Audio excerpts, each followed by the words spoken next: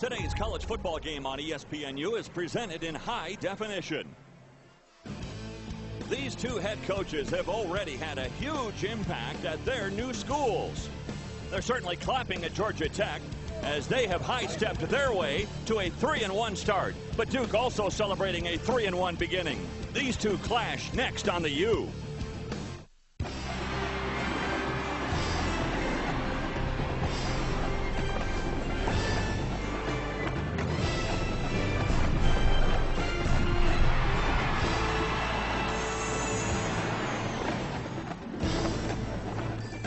And the Ramblin' Wreck cruises on into Bobby Dodd Stadium on a gorgeous day in Atlanta. You're watching ESPNU College Football, presented by Allstate. And today we got a dandy matchup in the ACC. It's the Duke Blue Devils and the Ramblin' Wreck of Georgia Tech. Well, hi again, everyone. I'm Dave Armstrong, along with the coach, Larry Coker. And, Coach, we've watched Duke the last couple of games, and they are certainly for real. One of the things that makes the Blue Devils so special this year, especially on offense, is their quarterback, Thaddeus Lewis. Thaddeus Lewis is an outstanding football player. Struggled against Virginia. They really made him uncomfortable last week in the first half. Second half, he did a great job. Threw two interceptions the first half, threw 2 touchdown passes in the second half. He is going to have his hands full today, and the offensive line of Duke's going to have their hands full with maybe the best front four they'll see all year. I believe this. I think this may be the best front four in the ACC, maybe the entire country. They're outstanding athletes. They're great. They're smart kids. They're good students. They're tough. They're experienced. It's an outstanding group, and they play well together. Well, we'll see that matchup right away as Georgia Tech won the toss, but they deferred to the second half. That means Duke's going to get their hands on the ball first. Jabari Marshall is back on the goal line along with Hollingsworth. They're awaiting the kick of Scott Blair. Blair, who handles all the kicking chores for Georgia Tech.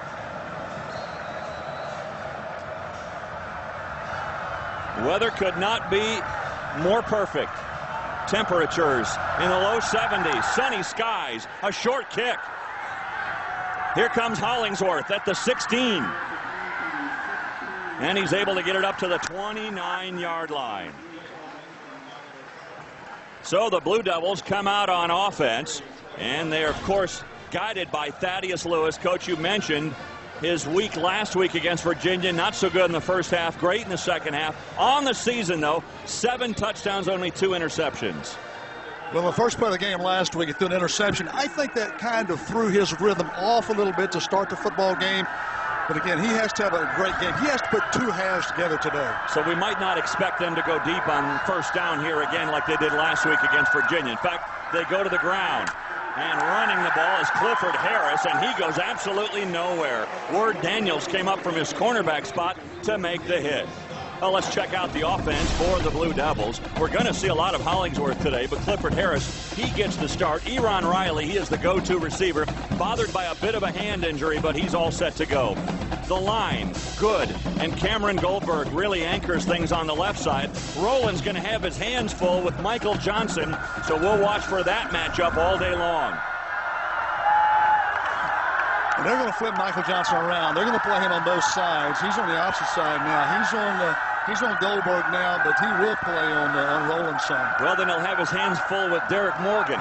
You know, choose your poison, really, with that defensive front four. The pass intended for Riley. Looks like they really mixed up on the route.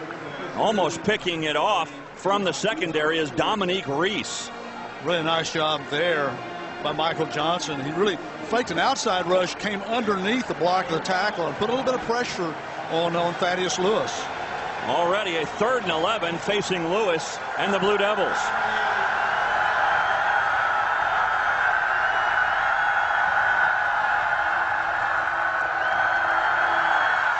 Across the middle, right through the hands of Riley. And I'm not going to make an excuse for him that his hand injury is bothering him, but that's normally one that Riley has easily. Really a nice job of Thaddeus Lewis. Really setting up nice. A lot of poise in the pocket. Really nice protection here. And watch the setup. Nice poise. Really a great delivery. You're not going to throw it any better than that. I think Eron Riley would like to have that one back. That should have been a catch. right in the breadbasket of Riley, and he can't hang on. That would have been a first down. And Riley's his hand's not taped. I thought it might be taped, but it's not taped, so it's probably in pretty good shape. The punt is away from Kevin Jones. Melton hit immediately. Wow, what a good play on special teams in there by Raphael Chestnut. Great coverage by the Blue Devils on special teams. Now, Jay Beauchamp, true freshman coach, getting his first start. He came in for the injured Josh Nesbitt in their last game a couple of weeks ago. They like Jay Beauchamp. They really do. They think he's an outstanding player. He ran this style of option offense in high school. His dad's a high school football coach, so they feel very good about him. The option offense of Georgia Tech, which is 180-degree turn from where they were the last couple of years under Chan Gailey. Immediately Dwyer with a big move at the line and finally going out of bounds near midfield. Jonathan Dwyer with a big move for the Yellow Jackets. Well, here are the backs and receivers. Dwyer, he's averaging almost 100 yards per game and 8 yards per carry. He is dangerous. The offensive line, this is one of the areas where Georgia Tech feels like they need to improve the most. Gardner anchors the left side of that line. A 25-yard gain there for Dwyer up to the 48. Dwyer again getting through a hole on the left side, able to pick up about 5 yards as we set the defense of the Blue Devils. Good front four, too, for Duke, as Akabinbi and Respris and Ogabasi and Oglesby are all there. The linebackers, though, this is the real strength of Duke, as they have Tawi Li'ili and Vincent Ray, two of the leading tacklers in the ACC. They've changed things a little bit in the secondary, moving Glenn Williams over to the corner. Idarko moves up to the free safety spot. They feel like Williams is a little bit better against the run than Jabari Marshall, their normal starting corner. Dwyer again. Looks like he's got another first down, able to run the ball, and they keep going over that left side. They're really trying to establish Dwyer. I think a little bit Paul Johnson wants to see how the Duke defense is going to play the option, and to do that, they can kind of settle in, give the ball to Dwyer. Dwyer shaking up just a little bit. Now looks like he's looking for a contact or some piece of equipment that fell out on that last hit. Dwyer is one of the most highly recruited running backs in America. He's from Georgia, and he's a great player coming out of high school, and really a great signee by Georgia Tech. And he has not only powerful, but he has great speed. Certainly one of the impact players today, brought to you by Taco Bell. We'll be looking at Dwyer. We also think we're going to see a little bit of Jay Hollingsworth. Coach, we saw him last week against Virginia for Duke, and Hollingsworth really ran the ball well in the second half. They'll move the chains here as Georgia Tech able to pick up the first down. They're moving the ball right down the field so far. Hollingsworth was listed as a third-team running back for Duke last week, but he's going to be a starter this week. On first down, the pitch out.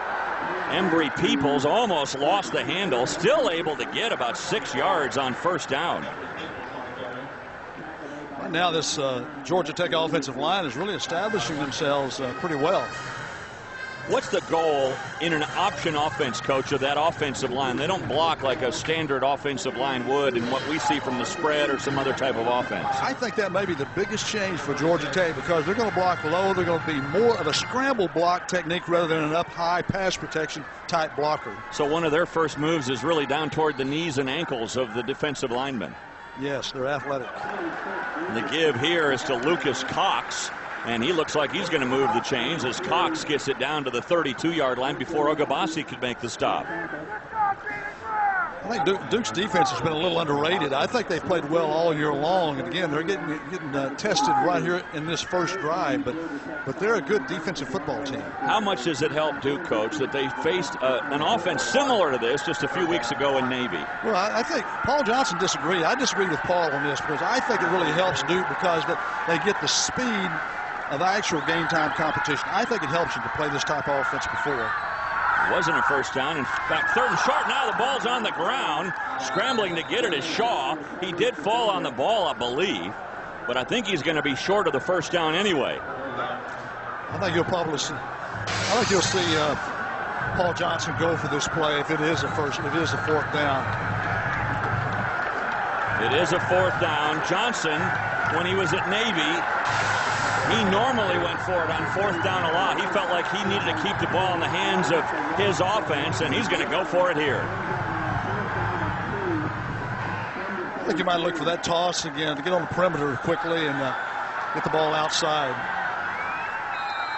3 of 5 this year on fourth down, and now the Yellow Jackets want to talk it over. So Paul Johnson wanting to make sure his team is all on the same page as they go for it on this fourth down from the 33 of Duke. Well, it's early, but you don't want to make a mistake here and look back in the fourth quarter after this game. So if only in the first quarter we would have done this and done that. They don't want to make these mistakes. So we're going to take a timeout with Georgia Tech moving down the field. No score from Bobby Dodd Stadium. We'll be back in a moment. Just the start of things here from Bobby Dodd Stadium in Atlanta. Georgia Tech going for it on fourth down. They called a timeout so they could get Dwyer back into game. He had left earlier after a contact fell out of his eye, but the contact is back in. So is Dwyer, and Dwyer looks like he's going to move the chains and then some. Inside the 30 on this fourth down play. He's got the first down and still on his feet. Look at him fight for the extra yards. Wow. Idarko finally brings him down at the 23.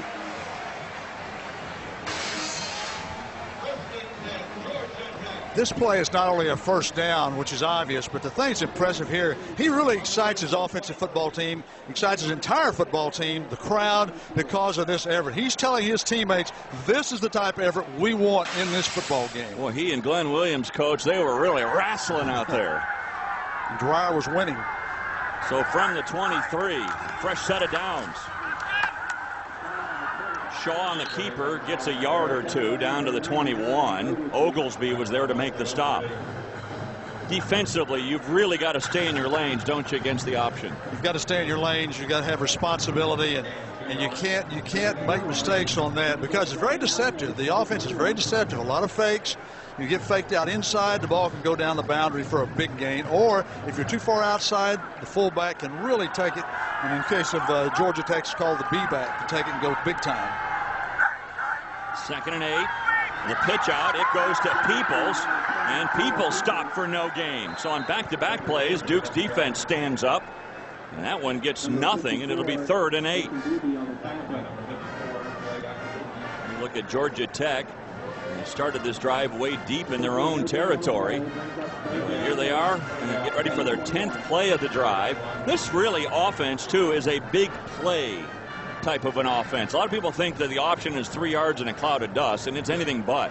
Well, it really is. They've had 27 plays of 20 yards or better.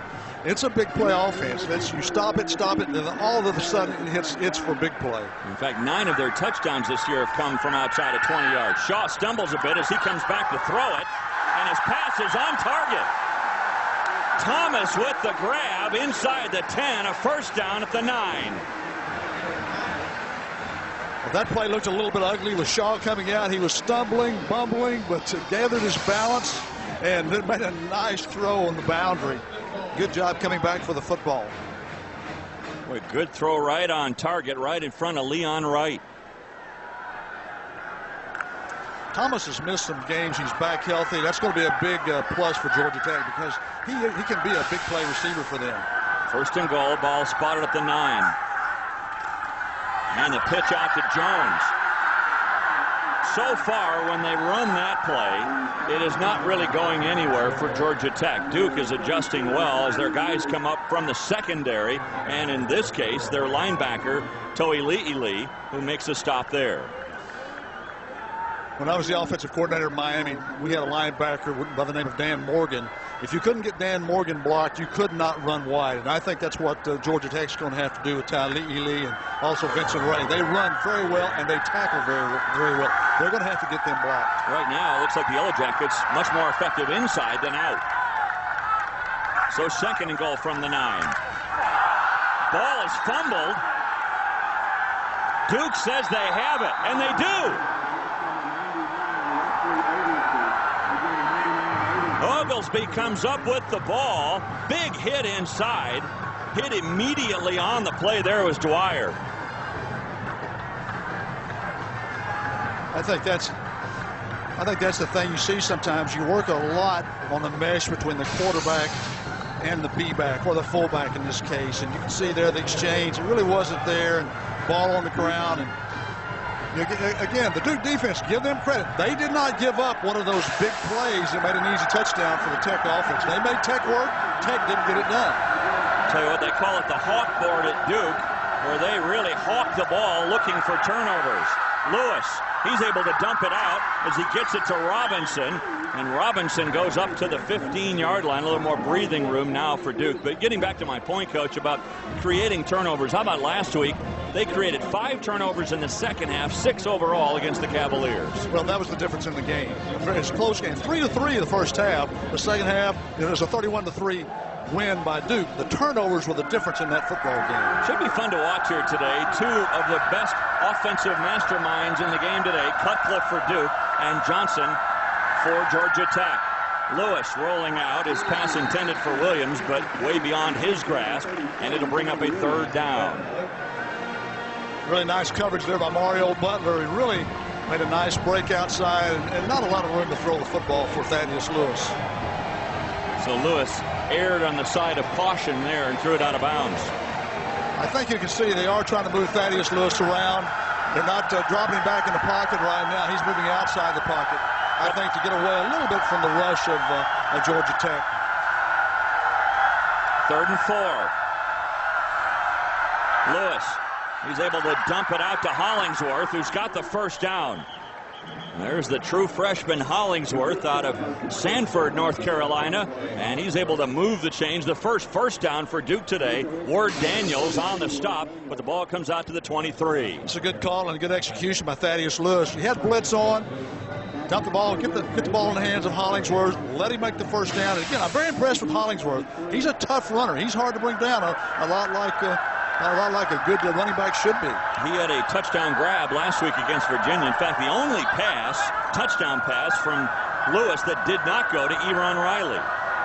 7 touchdown passes for Lewis today, or this year, I should say. 6 of those to Eron Riley. Not much room to run inside. And again, there is Vance Walker, one of the outstanding interior linemen in the game today. Barnes was also in there. Vance Walker is a very powerful player, very explosive, very powerful. You'll see Vance Walker on Sundays. Probably see that whole front 4. You will see the whole front 4. Vance Walker reminds me a lot of Vince Wilfork, the player I had at Miami that now plays for the New England Patriots. He's very explosive, very powerful. He's an outstanding defensive lineman.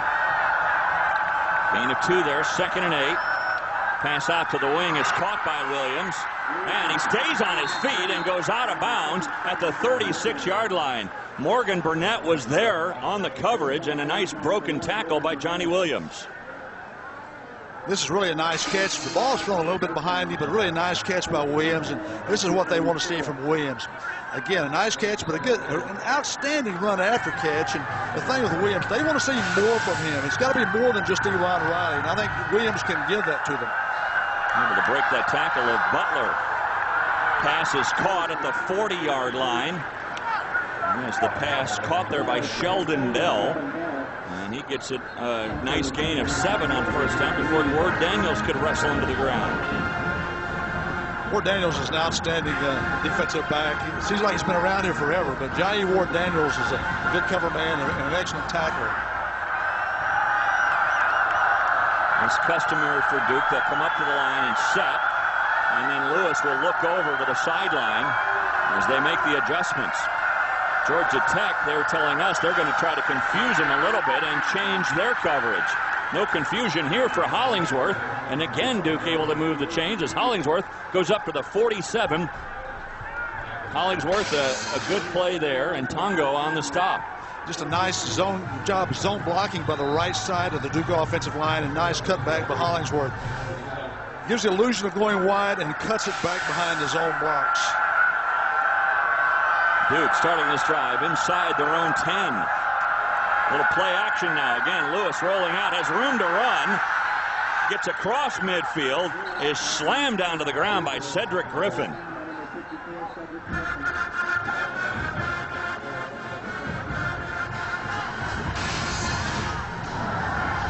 Again, moving Thaddeus Lewis around outside. It's a pass run option. He's looking to pass first. And again, a nice gain on first down.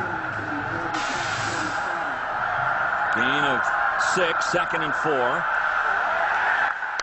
Good tackle in the backfield as the pressure coming in from Ward Daniels, and he stops Hollingsworth before he could get ahead of steam, and a gain of only 1 or maybe 1.5. This is a nice tackle by Ward Daniels. Actually a blitz. They're going to the weak side, short side of the field. The weak corner blitz. Ward Daniels blitz from the boundary. It's an outstanding defensive call by Dave Womack, the defensive coordinator, and good execution by Ward Daniels. 1 for 2 today, Duke, on 3rd down. 3rd and a short 4. They need to reach the 43.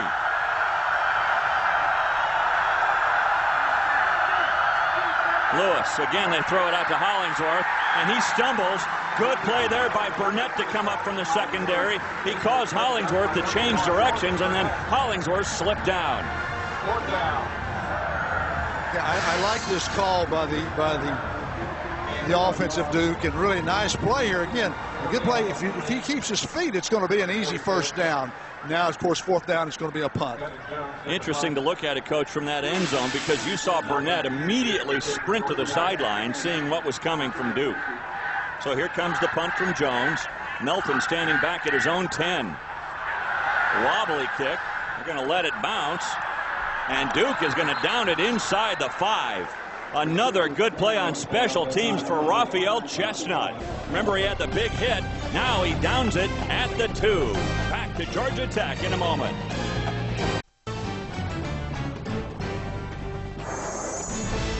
ESPNU College Football is presented by Allstate, proud sponsor of college football and the 75th Allstate Sugar Bowl. Are you in good hands? Atlanta, Georgia. That's where we are this week to watch Georgia Tech and Duke. Two teams 3-1.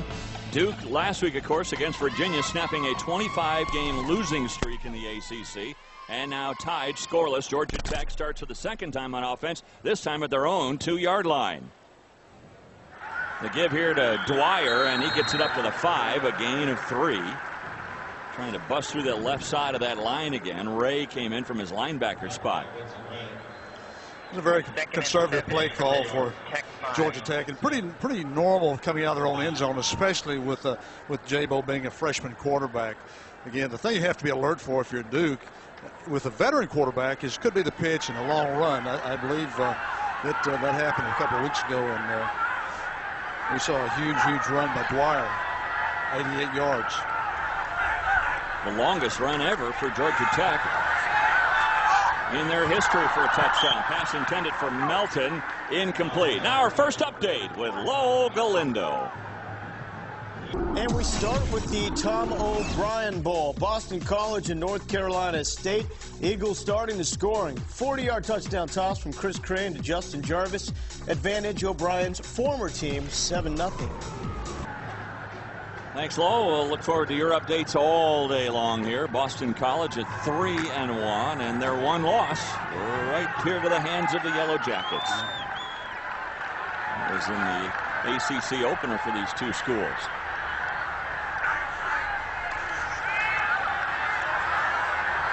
Shaw looking one way, comes back the other, gets it to Thomas, and Thomas able to get a first down. Well, that's one way to get the ball to the outside, Coach. Got a nice quick screen, and really pretty well covered by Duke, but just missed tackle in the open field. Again, the throwback, you can see the missed tackle right there, and a good run by Shaw. Tawi Le'ili, the one that misses the tackle. He doesn't miss many. He had 16 last week against Virginia. Plus, he had an interception and a fumble recovery for a touchdown. So first down and some breathing room now. Right straight through the gut goes Dwyer, and he gets it up to the 23-yard line. Darko came in to make the hit from the secondary, but if you're calling the names of Idarko and Gainey and Williams all day for Duke, that means that we're really moving the ball for Georgia Tech. That's a bad sign for the Duke defense. Those guys are going to have to make some plays in the open field, but not that many. And I think you see Paul Johnson really sees something there with Jonathan Dwyer. Of course, a great player, but also a little area to run the football. Dwyer 6 carries today, 56 yards already. Of course, he had that one run at 25. Shaw spinning around, but he spun right into the arms of Patrick Egbo. I think the ball should have been pitched here. The end really takes the quarterback.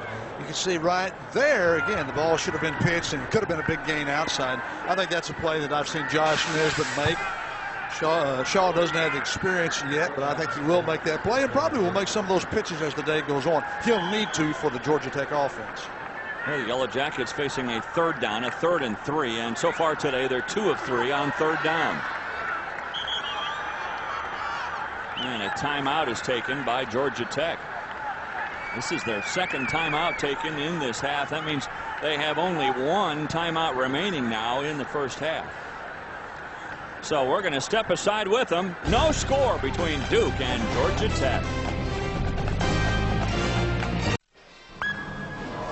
ESPNU is now in high definition. To get the great action on ESPNU in high def, contact your local cable operator or satellite provider. ESPNU HD, the big picture in college sports. No score is Georgia Tech facing a 3rd and 3. They pitch it out on the wing to Thomas. He's got the first down and finally straight arms his way out of bounds at the 35-yard line. With Larry Coker, I'm Dave Armstrong. We're at Bobby Dodd Stadium in Atlanta, Georgia.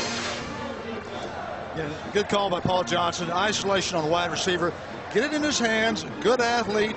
Now make somebody miss. Demaryius Thomas is an outstanding player, has been hurt, he's back, and they're going to use him. They want to get the football in his hands. Already a couple of grabs today, 9 catches on the year. Paul Johnson said everybody was saying, hey, how come you guys didn't throw the ball more last week? He said we went with a true freshman quarterback, really getting his first playing time. Plus, we were ahead and rushed for over 400 yards. That's why. First quarter comes to a close here. No score. And we'll tell you that maybe that's a win for Duke. We'll tell you why when we come back.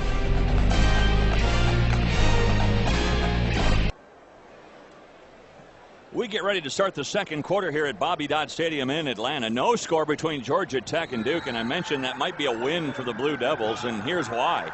Georgia Tech has outscored their opponents 38-3 in the first quarter, but Duke able to get that stand. Remember when Georgia Tech had it inside the 10 and they fumbled the ball on 2nd and goal. Here it's 1st and 10 for Georgia Tech at their own 36. The pitch out comes to Dwyer. He's got room to run down the side. There he goes. Dwyer is forced out of bounds. Idarko able to save a touchdown run from Dwyer, but another big gain, this one of 27 yards. Really nice counter look and a good lead block. See the open field right there. Now, nice job hitting the crease by Jonathan Dwyer. And Dwyer has great speed and really an outstanding running back. He and Knowshon Moreno came out at the same time out of high school football in Georgia, both great players. And there are different views of which one's the best. Obviously, Moreno's a great player. He's already closing in on 100 yards, 83 already today. Looks like he could be a hurdle or two as he went up over the bench. Nice athletic move. Keeper for Shaw. He stumbles his way up to the 33 before Tawilili could finally get him to the ground. Nice gain on 1st down again. Well, Shaw so far, a couple of bad exchanges, but overall you'd have to say not bad for this true freshman. Not bad. I think you'd like to see him running the football some like we saw in that last option play to execute. And again, I hate to use the phrase manage the game, but that's what Georgia Tech needs from Shaw today. Dwyer going right into the pile and gets it down to the 30, which will bring up a 3rd and a long 2, short 3. Again, Shaw ran this offense in high school, so this is not new to him. Again, it's a bigger stage, but he's he's familiar with the offense. He knows what he's doing. And the fact that they come off the bye week, Coach, that had to have helped him a little bit too. I think it helped him a lot. Plus, it gave him another week. And I know we've had a center quarterback exchange problem, but I think that's really helped him working with that center, knowing that Nesbitt's not going to play today. They might be in 4-down territory here.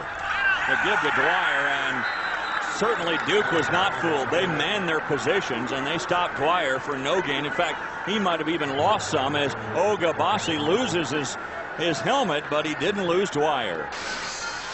Well, I think you see here, this play is really out of rhythm, out of sync. It's not executed very well, and I think he probably did lose some yardage here. And again, you're probably going to see a Paul Johnson go for it on this situation, but again, not really smooth execution for the Georgia Tech offense. They are going to go for it on 4th and 3 from the 30. They made it on a 4th down earlier, but that was 4th and 1.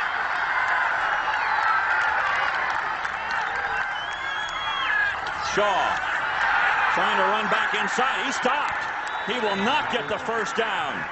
Mike McIntyre's Blue Devil defense comes up and stops Jabo Shaw. Clifford Respris was the first one there to man his territory and bring Shaw to the ground. They're running the same type counterplay. They tried to run the lead option and with Shaw, but they pitched the football before. They got the ball pitched to Jonathan Dwyer. This time, a good job by the Blue Devil defense, and nothing there for Shaw. And we have seen this from Duke as well, Coach. If you let the Blue Devils hang around, they're tough in the second half. How about that second half for the Blue Devils? And they are absolutely electric in the second half this year, outscoring their opponents 76-14. They want a home run here, but the pass thrown out of bounds intended for Johnny Williams. Pressure was coming from Daryl Richard. Johnny Williams is probably their fastest receiver, and I think the thing you're going to see too with this this Georgia Tech defensive front, with the ability for Tech's offense, they're going to keep that front rested. This is a rested, not a tired defensive front. And again, it's a hot day, but this front is rested and ready to go.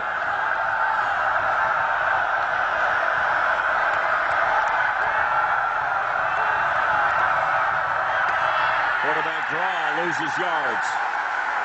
That defensive front four wasn't going anywhere. Michael Johnson was in there. So was Derek Morgan. Pretty much all four of those guys were there to greet Thaddeus Lewis. The thing that Michael Johnson and Derek Morgan have, they have a tremendously quick first step, getting off the football, and those inside players, Vance Walker and Daryl Richard, are very powerful inside to push the pocket. There's no place to run. So after that loss, it's 3rd and 11. We got Michael Johnson inside now. He's at nose tackle. And down goes Lewis, sacked by Morgan.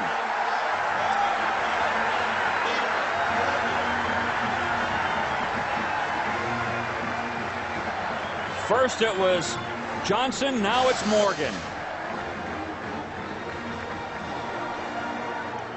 This was a nickel defense for Georgia Tech. They moved Michael Johnson inside, Morgan off the edge. It was a three-man front and really great pressure. Huge play by the Georgia Tech defense. That's what Georgia Tech needs for their defense to do. Establish, set the tempo. Back to the drawing board for Coach Cutcliffe. Good punt here by Jones. And taken by Melton. That was a little dangerous there as he was falling as he made the grab, but Melton able to hang on. No return. 37-yard line is where Georgia Tech will restart their offense next. Well, you look at that scoreboard, not much to cheer about offensively for either team. Now, Georgia Tech, here we are under 11 minutes to go in this first half. They have really controlled the ball.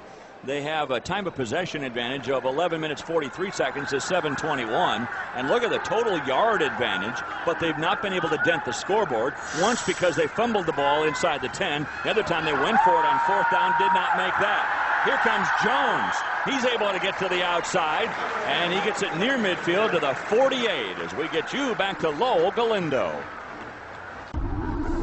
Dave, thank you so much. North Carolina State came back to answer Boston College at 7, but Chris Crane once again, this time to Rich Cannell. It was reviewed, but it is an Eagles touchdown. They're up by 7. So Boston College in front by a touchdown. And here no score in this ACC matchup. Georgia Tech's having more success getting the ball tossed outside unless they're handing the ball inside to number 21, Jonathan Dwyer. This time it's the keeper by Shaw, and he gets to midfield, a gain of a couple.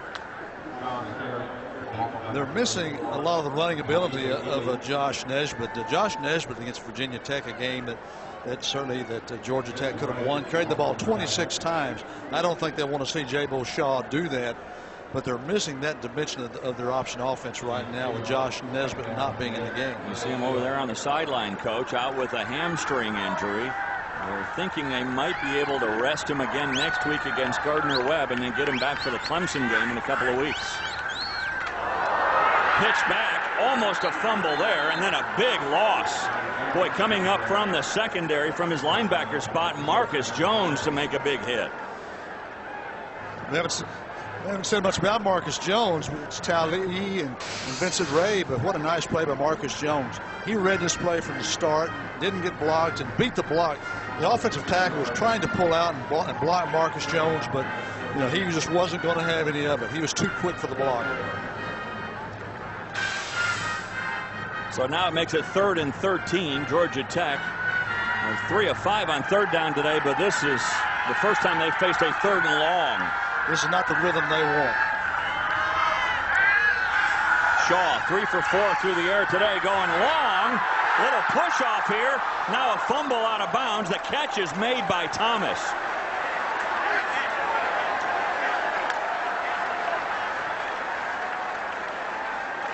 They're going to rule it a catch at the 21-yard line. I believe this is a good call. Demarius Thomas, again, a big play receiver. First down. 1st and 10. Georgia nice Tech. job getting the ball up. Fumbled the ball, but it went out of bounds, so a lucky break there for Georgia Tech. Watch here. I think Thomas gets away with a shove if we can see it. Right there. He shoved Leon Wright away a little bit with that one hand and then able to make the grab. And this play might be reviewed. Ruling on the field is a catch, then a fumble backwards So out the of bounds. ruling on the field, it's a catch and then a fumble. Look at it again, Coach. They're not disputing. They certainly can. It's not reviewable whether they dispute the interference or not, the offensive pass interference. What's in dispute, was that a catch? We'll find out together when we return to Georgia Tech in a moment. Now, Demarius Thomas has 4 catches today. This last one was in dispute under the official review. Coach, what do you think? Well, I thought the call was good on the field, but I really don't think he ever had control of it. He was juggling the ball, trying to put it away. I don't think he actually ever had control of the football. There, it looks like maybe. The replay officials disagree. The call on the field was a catch. The call from the booth, it's a catch. Well, it has to be irrefutable evidence for them to overturn it on the field. So a 32-yard pass play down to the 23-yard line. Shaw on the keeper. And he's hauled down at the 18, a gain of 5. Tali was there along with Vincent Ray. I think that's what Shaw has to do. He doesn't have to make the big plays. He doesn't have the ability to do that like a Josh Nesbitt does, but he can make the positive plays and, again, move the chains, and that's what Duke needs to be consistent. Georgia Tech to be consistent. A player down on the field for Duke over on the far sideline. Trying to look and see if we can get a number. It looks like Leon Wright, one of the starting corners for the Blue Devils. So with Wright down in the field, we're going to get you down for another update with Lo Galindo. Guys, thank you so much. Baylor decides to play the soft coverage against Oklahoma, as in let the guy run right by you. Manuel Johnson does, coming off a career-high 206-yard performance a week ago. He's now got 53 yards, and Sooners leading 7-0. Sooners tough, #1 in the country, Coach, and this is one of those games that Sooner fans will tell you is a scary game because Baylor's better this year. Plus, they have that game next week against one of their more formidable opponents in Texas. I think Oklahoma's awfully good. I think they're awfully good on defense. And the quarterback, Sam Bradford, I think is a tremendous football player. Has a good supporting cast, and I think Oklahoma's going to be hard to beat. In fact, when you look at the quarterbacks in the Big 12 Conference, Coach, you'd have to say Bradford, Chase Daniel, Colt McCoy. They got to be on your Heisman watch list, right? They do. How about Texas Tech? How about the quarterback Riesling from Kansas? I mean, there's 5 of those guys I think are really, really in the hunt for this thing. Graham Harrells is an outstanding player. I think the Heisman may go through the Big 12 this year. It looks like it's going to, especially from that quarterback position. Well, 2nd down and 5 yards to go. Dwyer runs into the pile, is stopped at the 15-yard line, a couple of yards shy. Akinbiyi was the first one to hit him.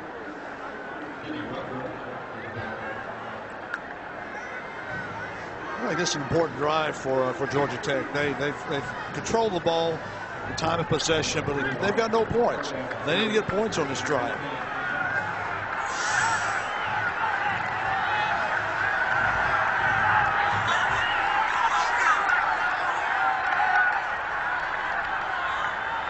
Jabo Shaw calling it out.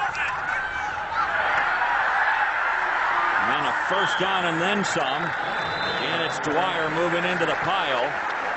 Darko again had to come up from the secondary to make the stop. Well, tonight ESPNU delivers more college football action. It's the Maryland Terrapins, the revived Terrapins, taking on the Virginia Cavaliers.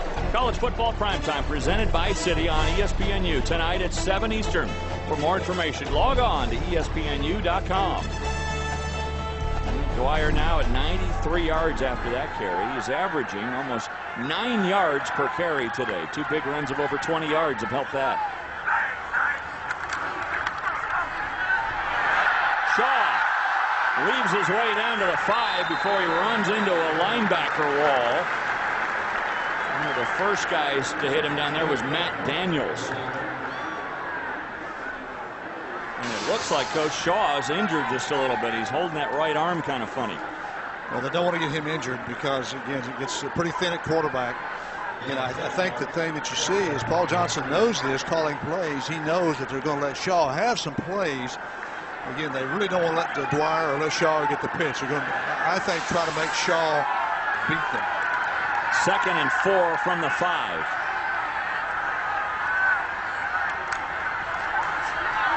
Dwyer gang tackled as he pushes the pile a couple of yards down to the 3. We're to bring up a 3rd and 1. I think a long one, a short 2. I think the Duke defensive coaches will let Shaw run the football. They can't here because of where the ball is on the field, but again, I think they want to make Shaw beat them. And again, I don't think they're pleased at all with the half that Dwyer's had. Nearly 100 yards rushing at the half. They can't have that and win this football game if you're Duke. 3rd and a long one. They need to reach the 1 to get a first down.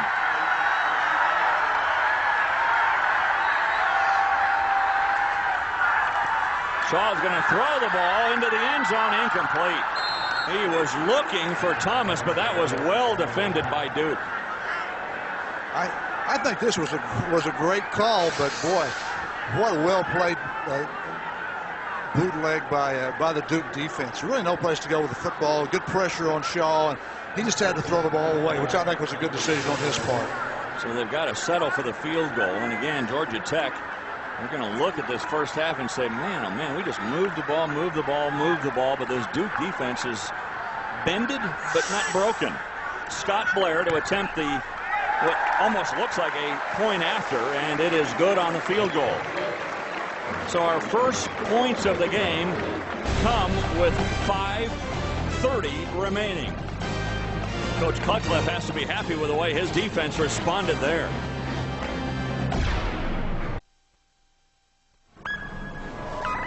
ESPNU is now in high definition. To get the great action on ESPNU in high def, contact your local cable operator or satellite provider.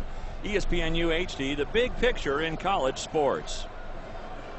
Beautiful here, Centennial Park in Atlanta, created for the Olympic Games here. And we're looking at Michael Johnson, coach, the great defender here for the Yellow Jackets. And I'm thinking another Michael Johnson made a name for himself here in Atlanta a few years ago. That Michael Johnson was very fast. Yes, he was. Unbelievable. So they both wear gold. One wore the golden shoes, and this Michael Johnson wears the golden uniform. I wore gold shoes too, but you don't remember that, do you? No, I don't. Kickoff here by Blair. Taken by Marshall. Marshall brought down at the 22-yard line. Well, here's Burgwood on location, brought to you by Allstate. And one of the things we love to do with Burgwood is do some tailgating.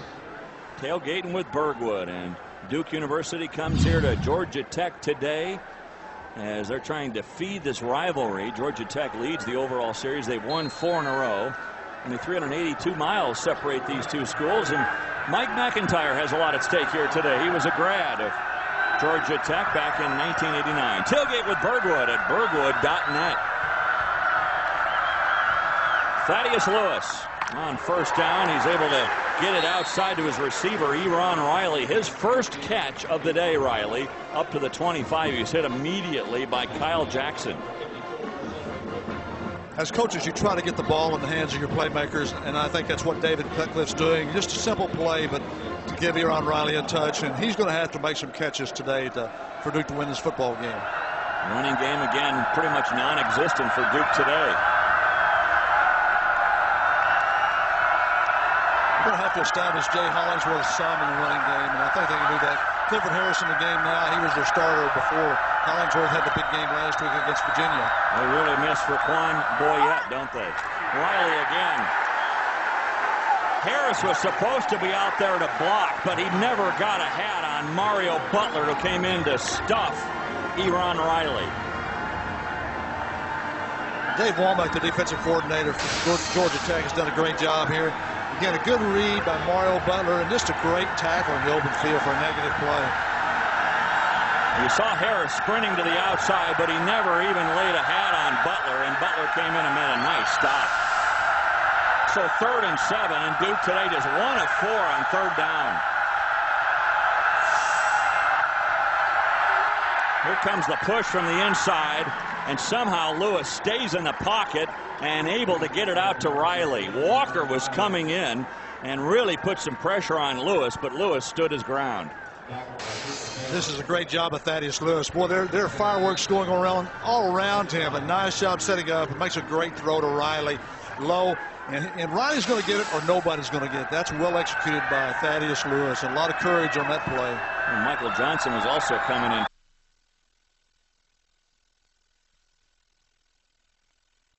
The outside. Looked like it was going somewhere, and then all of a sudden it went nowhere.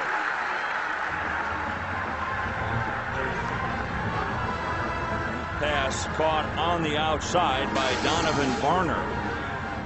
Really a lot of speed there by Morgan Burnett.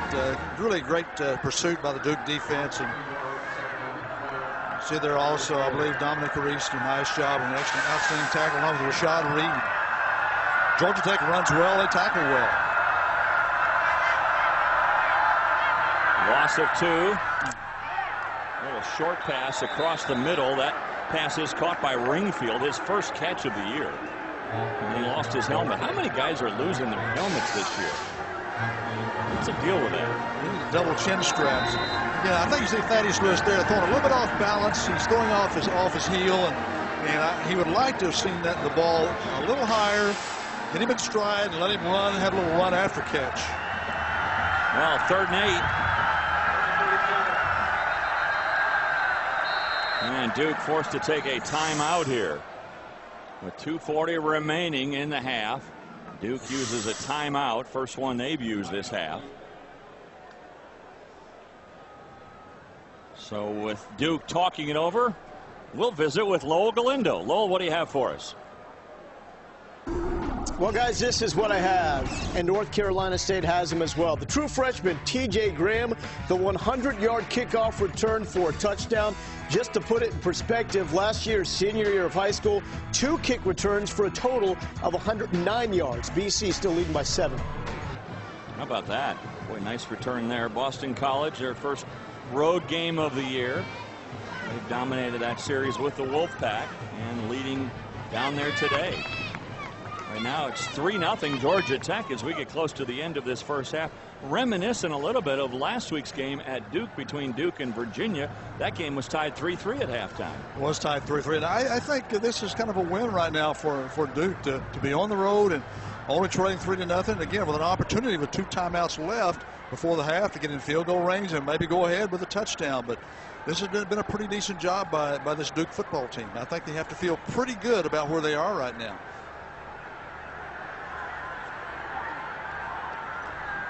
And Thaddeus Lewis guiding the attack for Duke here again today. He has thrown 10 completions today to 7 different receivers. And you look as he has gone from his freshman year. Look at the numbers, Coach. Each year getting better and better and better. Well, he has. I remember him a few years ago as a true freshman, a little bit erratic, but really a lot of talent. And I think you see now a talented athlete that's playing very poised, playing under control, and being an excellent leader for this football team. Waiting for this 3rd and 8 play to unfold, and the officials are down there talking right now. I think that last catch made by Ringfield is under review.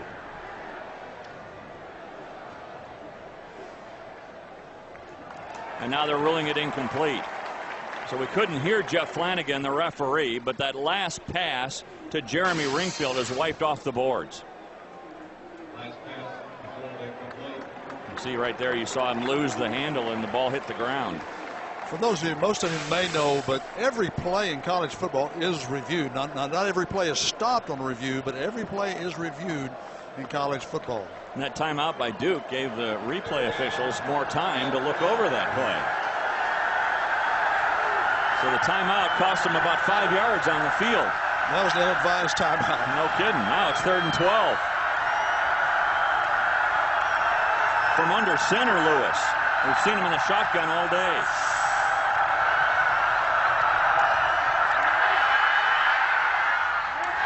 Trying to get it out to Robinson. Again, he had it go through his hands. He would have been well shy of the first down anyway. Georgia Tech had the coverage. Michael Johnson, he stood his ground and really bothered Lewis in the backfield. Not much chance here. It's a pretty good threat. Again, long yardage. Not really that much of an effective play on long yardage, but again, this is pretty well defended by the Georgia Tech Yellow Jacket defense.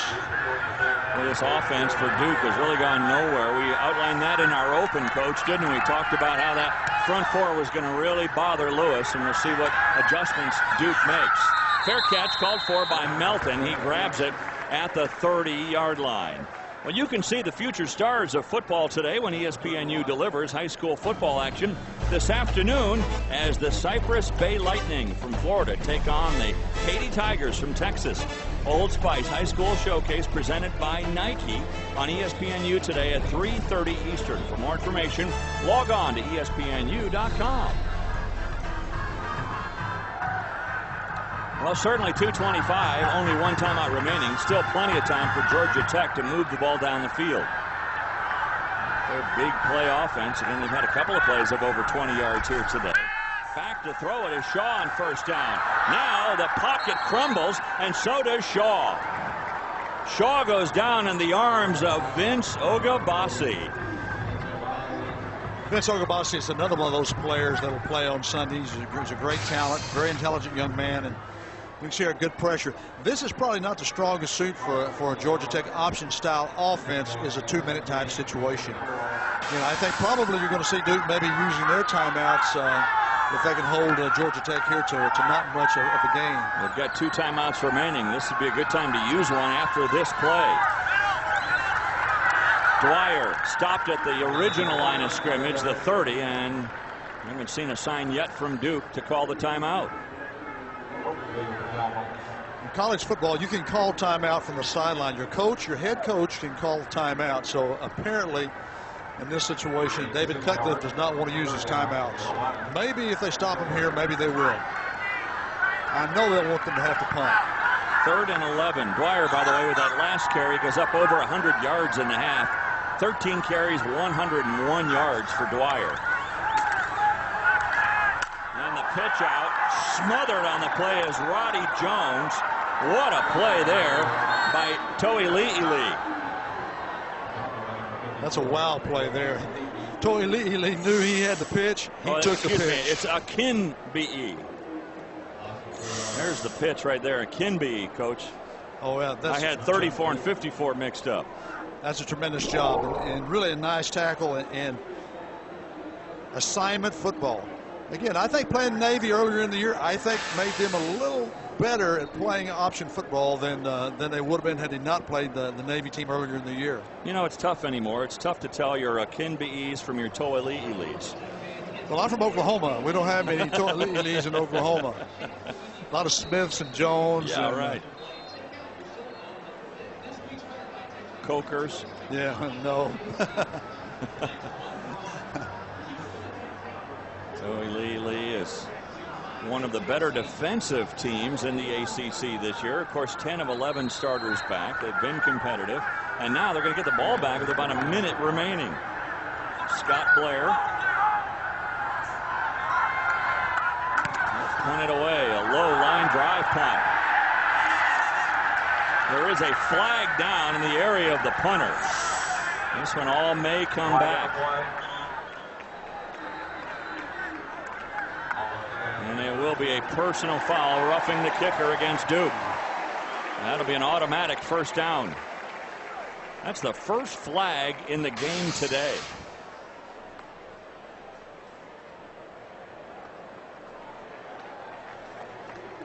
Well, we saw Cromad just stumble, and then he stumbled right into the kicker Blair. Right, lost his balance. Just a tough mistake, and that's interesting you say that. Only the one penalty. Really two smart football teams, well-played football game. They just don't make many mistakes. You look at Duke, they've only averaged under 4 penalties per game. That's the first. You know, you have to, first of all, don't beat yourself. Don't beat yourself. And I think both these football teams attest to that. And I think that's one thing Duke has done a great job of, is not beating themselves. Let's see what Georgia Tech wants to do with under a minute to go and 57 yards to go to pay dirt. And they'll throw it on first down. The pass is caught again by Thomas. The only guy to catch a ball all day for Georgia Tech. Jabari Marshall on the coverage. It's almost as if Duke could just cover one guy.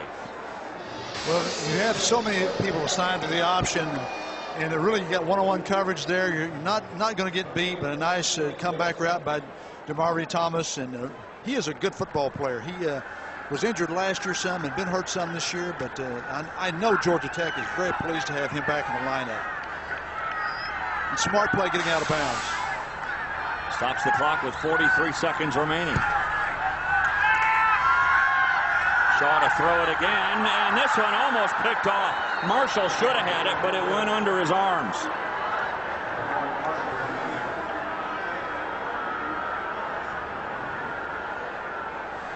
What we had there was a failure to communicate. The receiver did not run the out cut.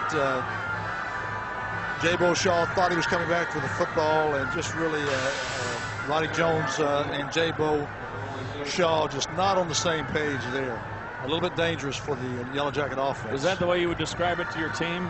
Guys, we got a failure to communicate. Maybe it was a little more demonstrative than that. But, all right. 2nd and 10. Oh.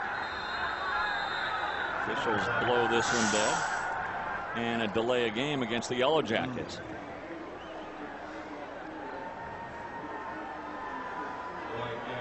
So all of a sudden, penalty flags are flying everywhere. We jinxed the teams. Yeah.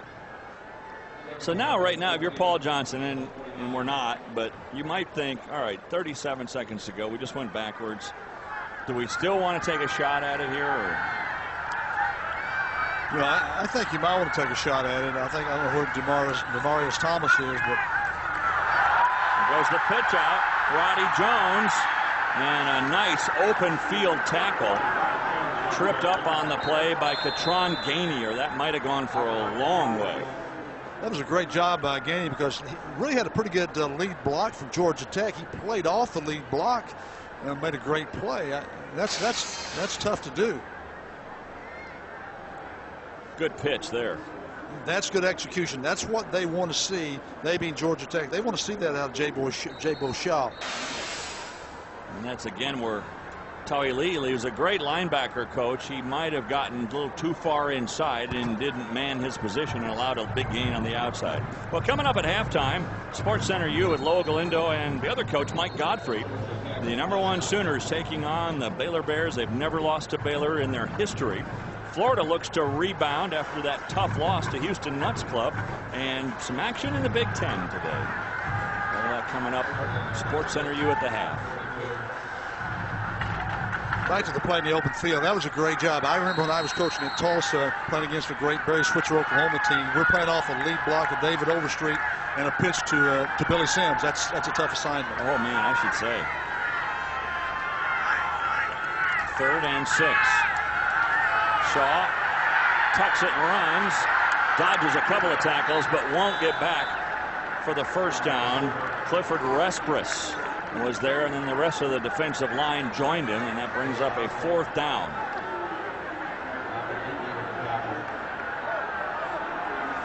I don't know why they're hurrying. They're going to try to get one more play off before the half, and that's what they'll do. And to throw it out of bounds. Well, that was dramatic. And that's the way the first half comes to a close. So who has the advantage now? Paul Johnson, his team only putting up 3 against the Duke Blue Devils, who are always good in the second half. 3-0 Georgia Tech at the half. Now we go to Loa Galindo and Mike Gottfried in the studio with Sports Center U.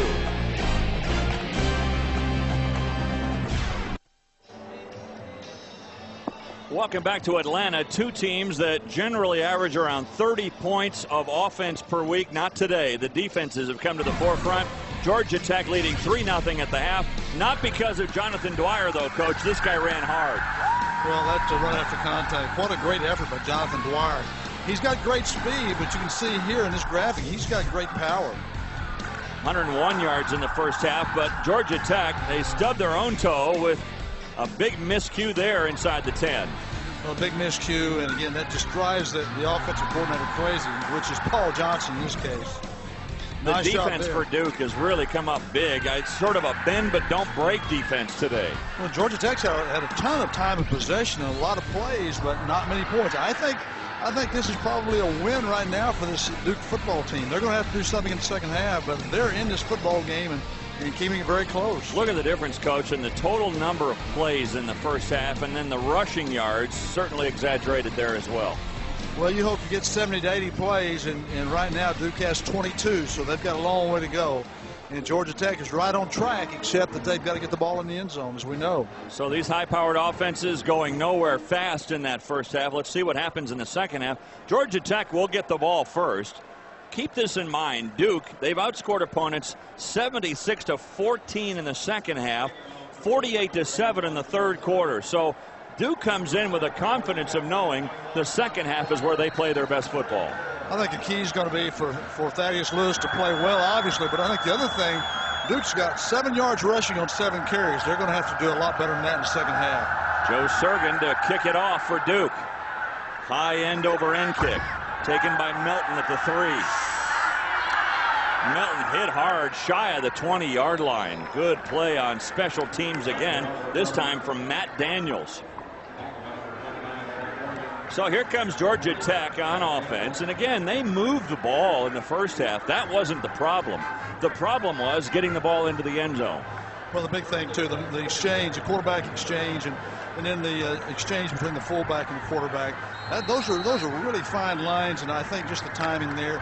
Georgia Tech's going to get a lot better at it. Jabo Shaw is with experience. All 5 of Shaw's passes that were completed to Demario Thomas. Shaw on the keeper, stopped for a loss. Akinbiyi got into the backfield, and he stopped that play dead. Again, that was a muff snap. He picked the ball up off the ground, and a little bit of erratic exchange there. So a loss of 3 brings up a 2nd and 13. I said in the opening of the broadcast, this Duke defense is a little bit underrated, and I think you can see as the game progresses, they're a very fine defensive unit.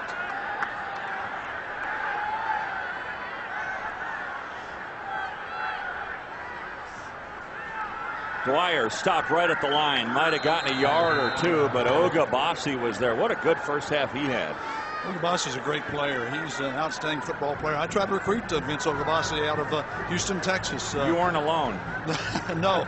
Oklahoma was there, Texas A&M, and tremendous family. And again, credit the Duke program for recruiting Vince Ogabasi. Not only a great player, but a tremendous person. It's the third time we've seen him this year. Pro scouts have been everywhere we've been, and they really like Ogabasi. Well, they're not watching us. They're watching him, believe me. So now a 3rd and long, 3rd and 12. Georgia Tech 5 for 10 on 3rd down today.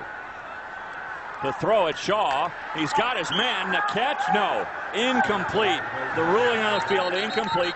It was thrown to Smith, but a big hit by Marshall right after the catch. So that's an incomplete pass. And now roughing the passer on Duke. Thrown by the referee, Jeff Flanagan, roughing the passer, and this will result in a 1st down for Georgia Tech. This was a great defensive series by Georgia Tech, and to have it end like this with a gift of a 1st down, very disappointing for the Duke defense. Boy, a defense that you would think, Coach, is starting to get a little bit tired. They've been on the field a long time today. Well, they did their job then, but again, you can't make those mistakes. You just can't do that. Only 2 penalties against Duke. They've both been big. One roughing the passer, one roughing the punter.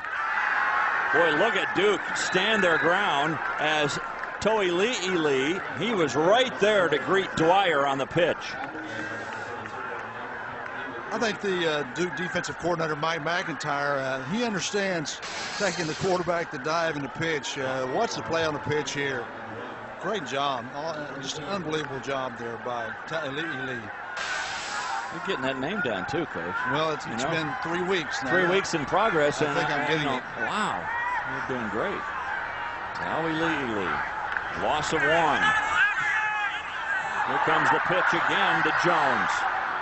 And Jones gets it up to the 40-yard line. We'll bring up a 3rd and about 4. Again, it's To'Ili with a stop. Jay Beauchamp just really doesn't look as comfortable as I know Paul Johnson from Georgia Tech would like to see him be. But you can understand why. He's a true freshman, big stage. It was really, I believe, his first start. So this will be a really tough day for him. As the day goes on, as the second half unfolds, Coach, I want to ask you, and give this some thought. Which of these 2 coaches in rebuilding these 2 teams might have the more difficult job, not just today, but as we look into our crystal ball into the future? On this 3rd and 5, Shaw keeps it. Now the pitch out to Dwyer. Tripped off. This will be an interesting spot. I think he's going to be just shy of the 1st down marker as Marshall came up to make the hit. So it looks like a 4th down play coming up. The mark looks like it's about a half a yard shy of the 1st down marker. They're going to measure to be sure. Really nice job, nice tackle on Jonathan Dwyer. Really gets him tackled before he gets started and breaks off the block, and nice job there. I think this is going to be a little bit short. So now do you go for it here? No, I don't, but Paul Johnson may. It is short, a little closer than I thought it was going to be, but short by a couple of inches. And I think he's going for it. If he takes a poll of the crowd, I know he's going to go for it. Sure. They all want to go for it. Always. Well, you look at what he's done on 4th down today, just 1 of 3. One of them that he made was on a 4th and 1 situation. The other 2 were a little bit longer. Well, in a lot of different field position too. He was on his other end of the field, and Duke's end of the field. So it's a little bit risky, especially they've had some snap and exchange problems. Going for it again. 1 for 3 today. 4th and literally inches.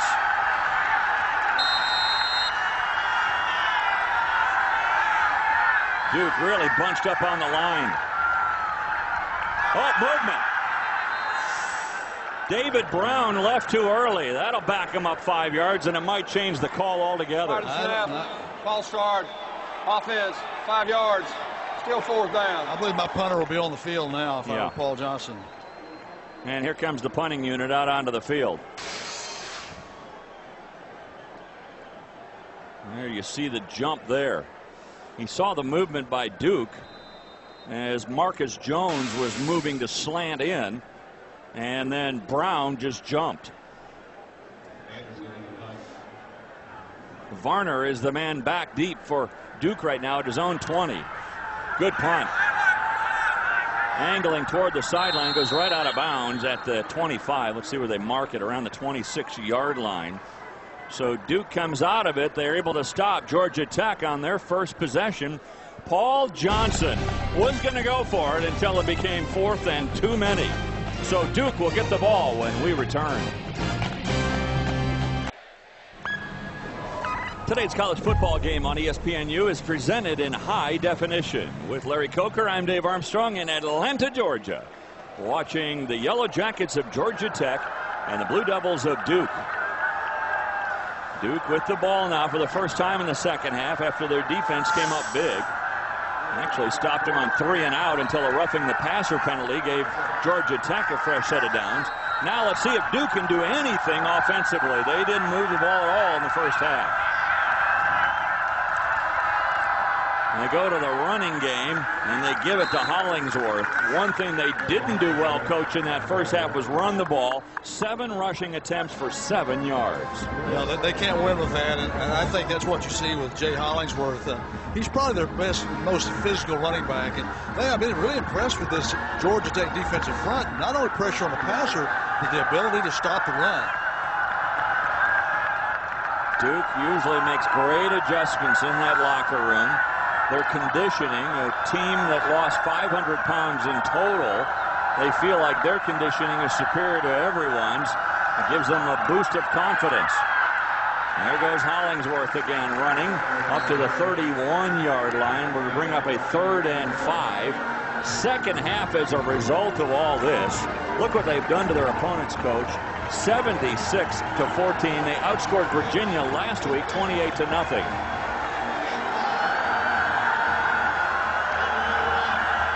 So a 3rd and 5. Crowd revs it up a little bit on this 3rd and 5 play. Duke only 2 of 6 on 3rd down today. Duke's changing the play to line of scrimmage, and also Georgia Tech is getting a defensive call, changing their defensive structure from the line of scrimmage. Georgia Tech made the better change.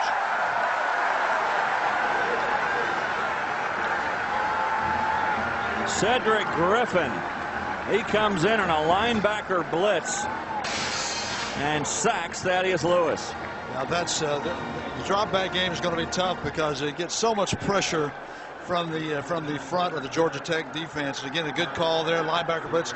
Dave Walmont's done a great job of this defensive football team of Georgia Tech. Kevin Jones boots it away. A low wobbly kick taken by Tyler Melton, and then he is manhandled as soon as he got it. The first one there was Matt Daniels. So a 34-yard punt, no return.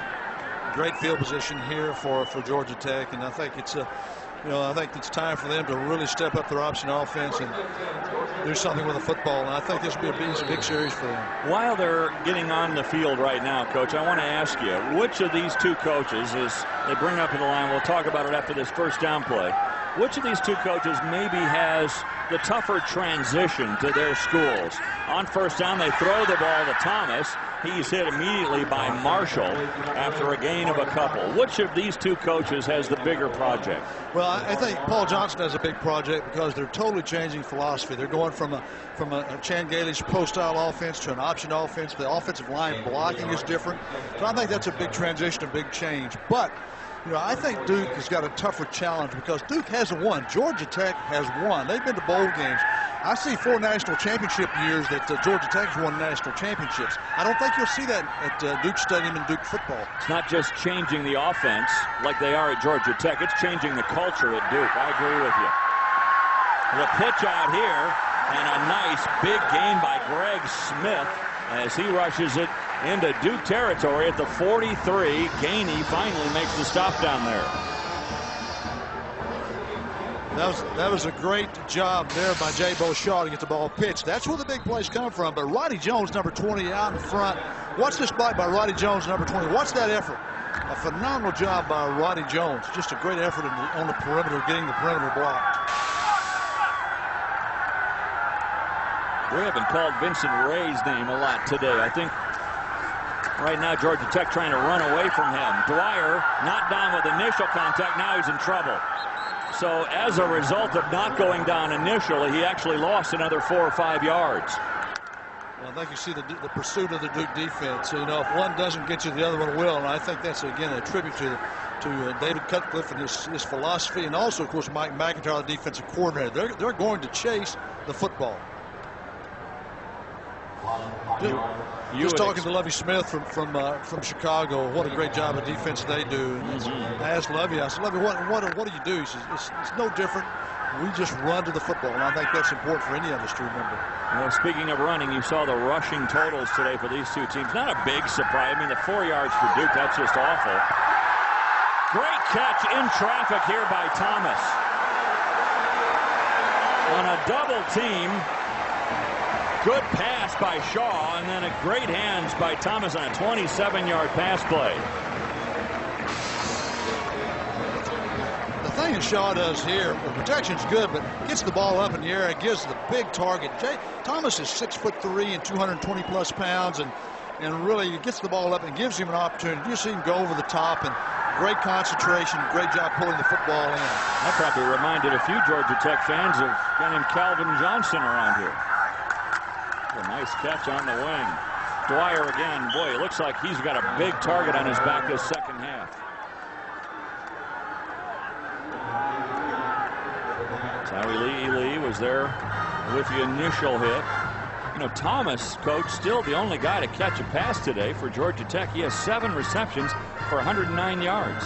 Well, the thing you have with an option offense, when you play defense against this style of offense, you're going to get single coverage outside normally, and I think that's what Thomas is getting, and they're taking advantage of that, and they've given him some big play opportunities. The pitch out, Smith trying to turn the corner. We've got a flag down, could be a holding out there, and a big hit by Marshall. He's playing good. He did not start this game, but Marshall playing well now for Duke. He's playing very well for Duke, and he is an outstanding defensive back. And you know, he's really a good core, but he's also developing into being a good tackler. And to play this offense, you've got to be a good tackler in the open field. Let's get the call from Jeff Flanagan. Holding during the run, number 84, offense, 10 yards from the end of the run. Still second down. There, I think you see this play takes a long time to develop. You have to block this for a long time. You can see 84 wrapping up the defensive back, and really that's an easy call for the official. And Marshall was pretty much tackled on that play, so an easy call. One of the things you have to teach your receivers in this offense, they do a lot of downfield blocking. Yeah, if you can't block downfield, you can't run this offense. And that's where the big plays come from. Normally is from outstanding downfield blocking. And second down again, but now they back him up to the 31-yard line. 2nd and 18 on the quarterback draw. Shaw able to get a few yards back, but again, 3rd and very long down to the 28. Vincent Ray, there's that name, as we call his number. And he makes the stop on Shaw. I think this is a call, quarterback draw, and again, just a nice job by the Duke defense. And Vincent Ray, again, outstanding defensive player, the linebacker for Duke. In a game like this, as a coach, somebody is going to flinch, and you don't want it to be your team. But this is one of these games, somebody's going to flinch and allow this other team to win.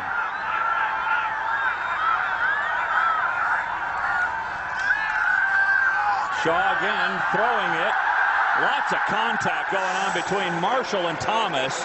It'll be very interesting to see who they flag here, because they were both shoving and pushing. I believe this will go on the defense, because I don't believe the defender was looking at the football. Pass interference, defense number 1. Penalty is 15 yards from the previous spot. First down. Boy, big penalty again against Duke.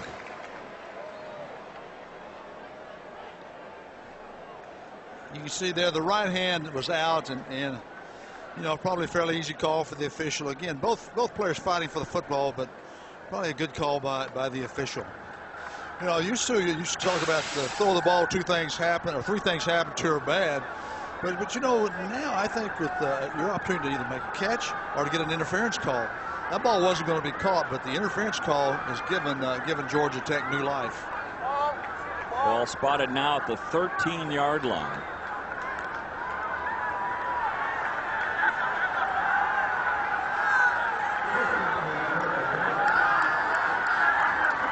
First down at the 13. When you look at this second half, Duke's kind of shot themselves in the foot a little bit of roughing the passer, and now that pass interference call.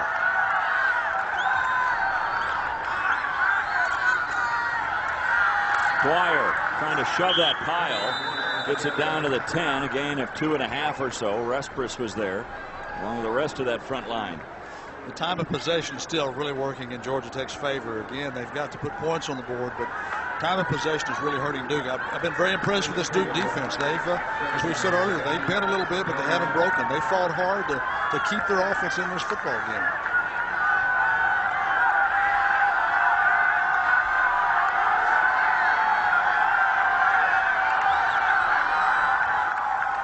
The pitch out.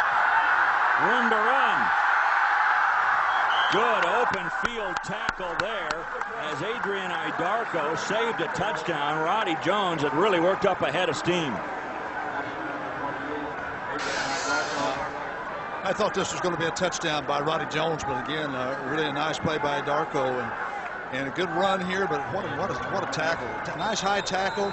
If you don't tackle high there, he's going to power himself into the end zone. And it makes it a 3rd and 1 at the 4.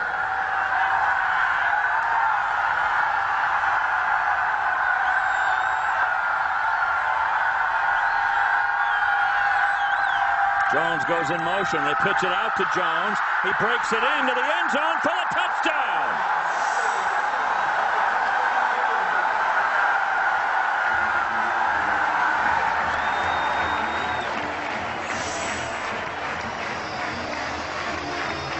Roddy Jones, his 2nd rushing touchdown of the year.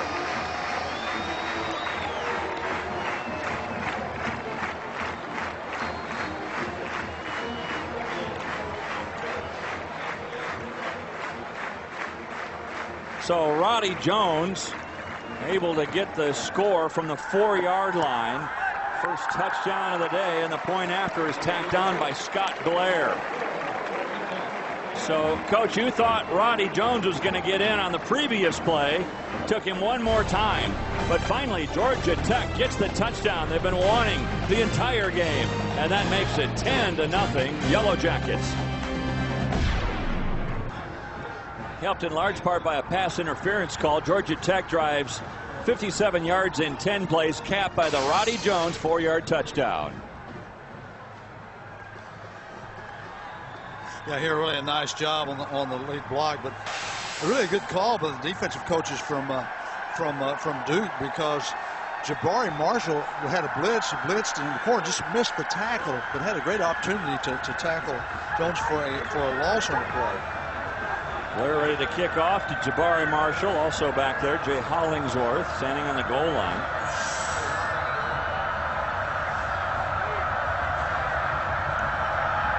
Duke has really done nothing offensively this entire game. High end over end kick. Marshall's got it at the 3. Trying to break it outside. Marshall with a burst of speed turns the corner and is forced out of bounds at the 30-yard line. Now we get you to Lowell Galindo back in our ESPNU studio. Dave, Penn State is making the plays when they need to against Purdue, like on 3rd and 17 in the 3rd quarter. Deion Butler tippy-toes it. It was reviewed, but it's inbounds. Led to an Evan Royster touchdown, and Penn State up 17-0. Yeah, Penn State ranks 6th in the country right now, looking for their 6th straight win. And, Coach, we were talking last night at supper, and you feel like Penn State right now the favorite in the Big Ten. I've been really impressed with Penn State. I think they've really got it going. They've got a lot of momentum. And I think they're going to be really difficult to beat. I don't know where their schedule sets as far as who plays at Happy Valley, whether they play in Columbus or something, or Madison, but I think their schedule's pretty good right now. I like Penn State. Look at Lewis right now, Coach. 9 of 15 today, just 42 yards. Only 49 yards of total offense for Duke today. Georgia Tech finally gets into the end zone because they had such a huge advantage as far as total yards were concerned in this game, and now a little more room as far as the comfort zone is concerned with a 10-0 lead. And again, no running room at all here for Clifford Harris. In the front of Duke with Derek Morgan and Vance Walker and Merrill Richard and Michael Johnson, they just don't give you much opportunity to run the football. And plus, they're rested. They had not played a lot of football today. They're hungry. That line doesn't move, does it? Now, Vance Walker, again, as I said earlier in the broadcast, number 99 is a very powerful football player. Very hard to block. That's the Great Wall of Georgia. Just 2 of 7. Around and Michael Johnson around. They stand them up, and it's a really tough situation now for this Duke offense. Just 2 of 7 today, Duke on third down. Here comes Johnson. Lewis was able to step up and avoid the pressure, but his pass intended for Austin Kelly incomplete. Another 3 and out for the Blue Devils. Get a lot of pressure there by Michael Johnson and also by Derek Morgan. Michael Johnson's played on every special team up until about a week ago, and they've held him out a little bit because he was getting hyperventilated and cramping a little bit. They need to play more defense, so they take him off. He loves special teams, but they've taken him off of some of the special teams. Kevin Jones to punt to Tyler Melton. Coach, earlier in the game, too, Duke was moving Lewis around the pocket. Last few times they've not done that. This was a high punt. It's actually going to take a Georgia Tech bounce backwards a little bit, and great field position for the Yellow Jackets. They'll have it at their own 47 when we come back to Atlanta in a moment. The Ramblin' Wreck on top, 10-0. ESPNU is now in high definition. To get the great action on ESPNU in high def, contact your local cable operator or satellite provider. ESPNU HD, the big picture in college sports. With Larry Coker, I'm Dave Armstrong. We are at Bobby Dodd Stadium in Atlanta, Georgia. And today, the Yellow Jackets of Georgia Tech starting to dominate this game now. Even on the scoreboard, it's 10-0 in favor of Georgia Tech. Dwyer with a big hole, steps through a couple of tackles. Dwyer breaks it back inside the 20, down to the 17. A 35-yard run.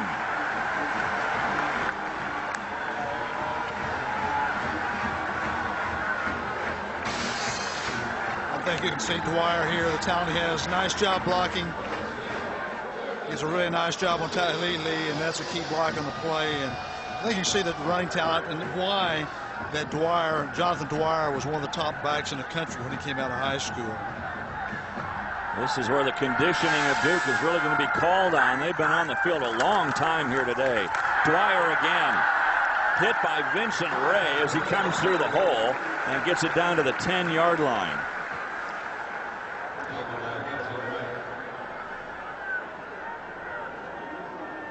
Well, this is a huge drive for this Duke defense, and I think you're right. They've been on the field a lot, and I think you can see now the Georgia Tech offense really taking momentum, and in football, momentum is huge. From the neck up, the game is played for the most part, and this is going to be a huge series here.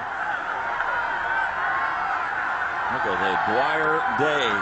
20 rushes, 140-some yards, 146 yards today. Stopped here. They'll have the first down, I believe. They're going to mark it down at the 6-yard line. We're to bring up a 1st and goal from there. The way, though, that Georgia Tech has been stopped today, even though they've run up all these yards, Coach, I started to think it's the equal of in baseball where you leave a lot of runners on base, where you get a lot of guys in scoring position, but you don't get them home. Georgia Tech's been a little bit like that today. I think Georgia Tech would love to win this football game, which is an obvious statement, but this will give Paul Johnson an opportunity to really stress the points you just made. We can't leave all these points on the field. Timeout taken here as Demarius Thomas came over and signaled for the timeout.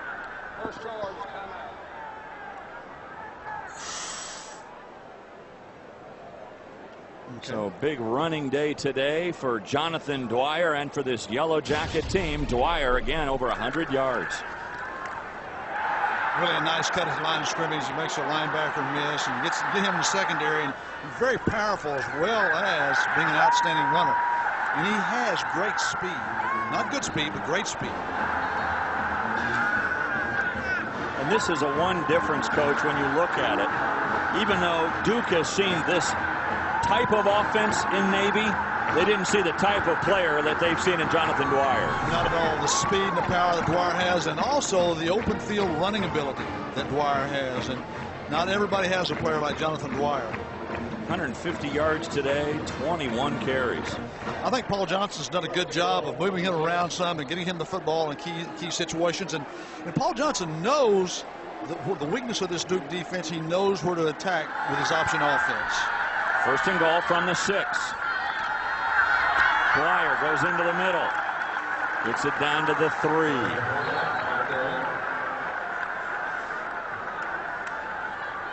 Looks like they may ride their best horse in this horse race. Dwyer's carrying the ball about every snap. The last 5 times the ball's been snapped. And I think they don't want to make a mistake here. They want to get the ball in the end zone. They want a touchdown here. Make it a 3-score game.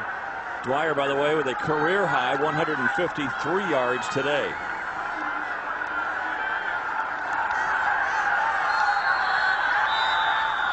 Second and goal, and now the whistles blow. And that is the end of the 3rd quarter. So Paul Johnson's team starting to run it up a little bit on a very tired Duke Blue Devil defense. They come to their feet here at Georgia Tech as the Yellow Jackets starting to pour it on. It's Georgia Tech 10, Duke nothing, and the Yellow Jackets are driving for yet another score.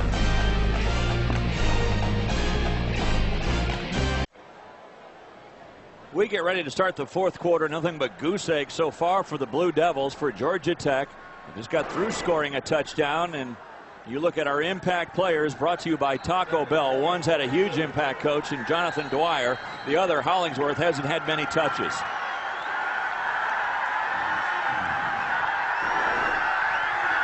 So it's second and goal at the 2.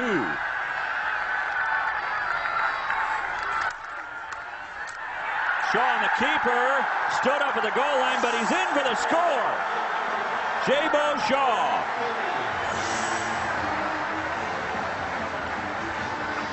Tauilili stood him up at the goal line, but Shaw got in just barely for his 2nd rushing touchdown. First one today, 2nd one of his career.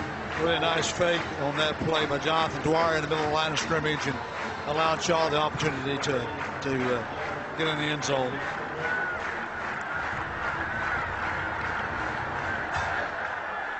So the point after now by Blair.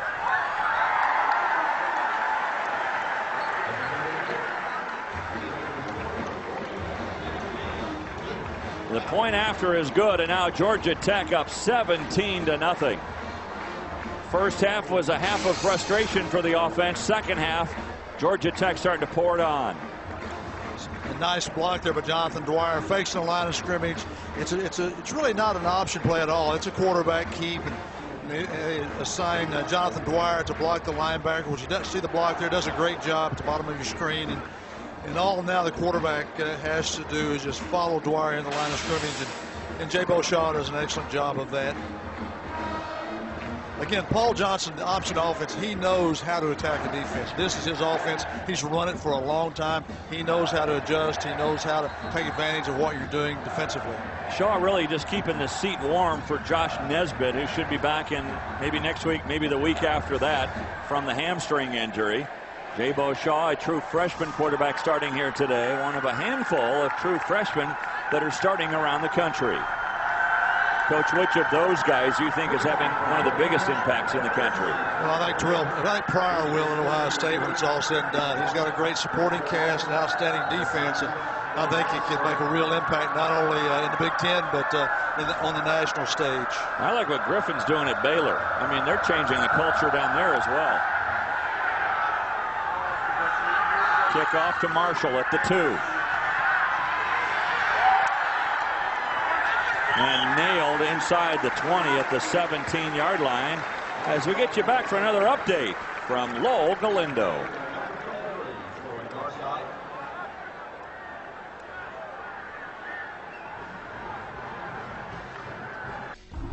Okay, now we'll get that update in. Chris Crane for Boston College is going to keep it on 3rd and goal against North Carolina State. Makes it 28-17 Boston College. Thanks for being patient, Dave.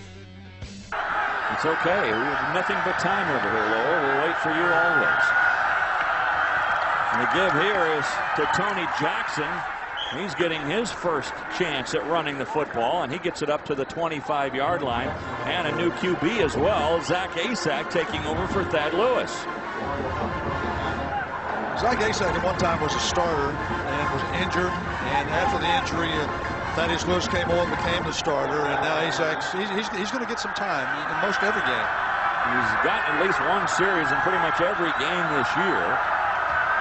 And this is probably a good time to use him here. You're down 17-0. Thaddeus Lewis is really not taking this team anywhere today. Not that it's his fault. He has had a very tough line to run against. And here, Jackson is met in the backfield. The first one back there was Rashad Reed. And then he was finally wrapped up by Travis Chambers. Travis Chambers, look at his speed. Watch him close, number 52. Watch that, and watch his finish. There's a lot of Yellow Jackets around that play. Coach, you know what they call that here? Swarming Yellow Jackets. Those were swarming Yellow Jackets. 3rd and 12. Seems like that's been 3rd and 12 all day for Duke.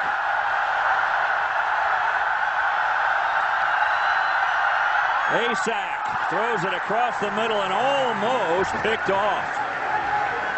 Dominique Reese was right there. Pass intended for Riley, and Reese was almost going the other way. Dominique Reese made a great break on the football, and Asack really stared down his receiver and gave Reese a great opportunity to break on the ball and really an advantage for the Georgia Tech defense. Duke down by 3 scores. 3 and out, 3 and out, 3 and out in the second half for Duke. Good punt here. Boy, that sailed right over the head of Tyler Melton. Huge punt here. It's finally going to be down to the 22-yard line. That'll go as a 60-yard punt for Kevin Jones. Well, Coach has been waiting for this all day. The GTGs. He's got them downloaded in his iPod. We'll talk to the GTGs when we come back to Atlanta in a moment. Welcome back to Bobby Dodd Stadium in Atlanta. Georgia Tech rolling over Duke right now, 17-0. And joining us down on the field, the GTGs, Swaff and D-Bay. Good to have you guys here. How'd you two first hook up? We were in the same fraternity together, Theta Xi fraternity here on campus. And is rapping something that goes on predominantly here at Georgia Tech? Definitely. Or you have a lot of competition going on? Oh, no, we're pretty much the only white rappers on campus pretty much anywhere around here. So we're kind of a unique act, I guess. Now, you got an album coming out soon. Yes, sir, we do. The 25th at homecoming, we're going to drop our album, and it'll be all songs about Georgia Tech. Great thing to pick up if you're an alumni or current student. Absolutely. Well, we'll talk to you a little bit about some of the songs that are on that new album as Duke comes up defensively here to sack Jabo Shaw. Tauili'i was in the backfield. Coach, you see how the terminology there, how they're going to drop an album? Yeah, they kind of lost me on that. Yeah. But I think I understand what they're saying, and I think it's going to be great. I think you guys are going to do well and probably have a sellout. Well, thanks, man. We're looking forward to it. We're hoping a lot of people buy it, and I think everyone associated with Tech will really like our music. Give us some of the titles of some of the songs on that album. The first song will be M-Train, which is a song about engineering students here transferring to the business school. We'll also have a song about the ratio, which is the amount of guys here we have compared to girls. Tech isn't known for having a lot of girls, so that song kind of makes fun of that. And we'll also have the Perfect Option song, which is our song about the Georgia Tech football team this year. All right, here we're going to look at some of your act here. What was that?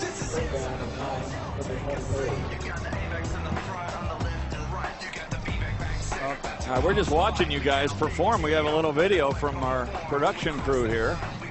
Who's the one in the middle? Yeah, we got the B in the middle. That's exactly right. And the yellow jacket. The yellow jacket. You have to give him part of the royalties? Of course. 3rd and long here for Georgia Tech.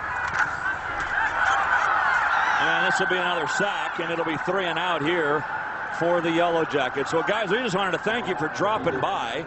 And I'm sure this has been a lot of fun for you. Do you perform around campus and things like that? We have performed a few times around campus. When M-Train came out, we're going to be doing a live performance on homecoming, so come on out and catch the live action. Who's responsible for the words?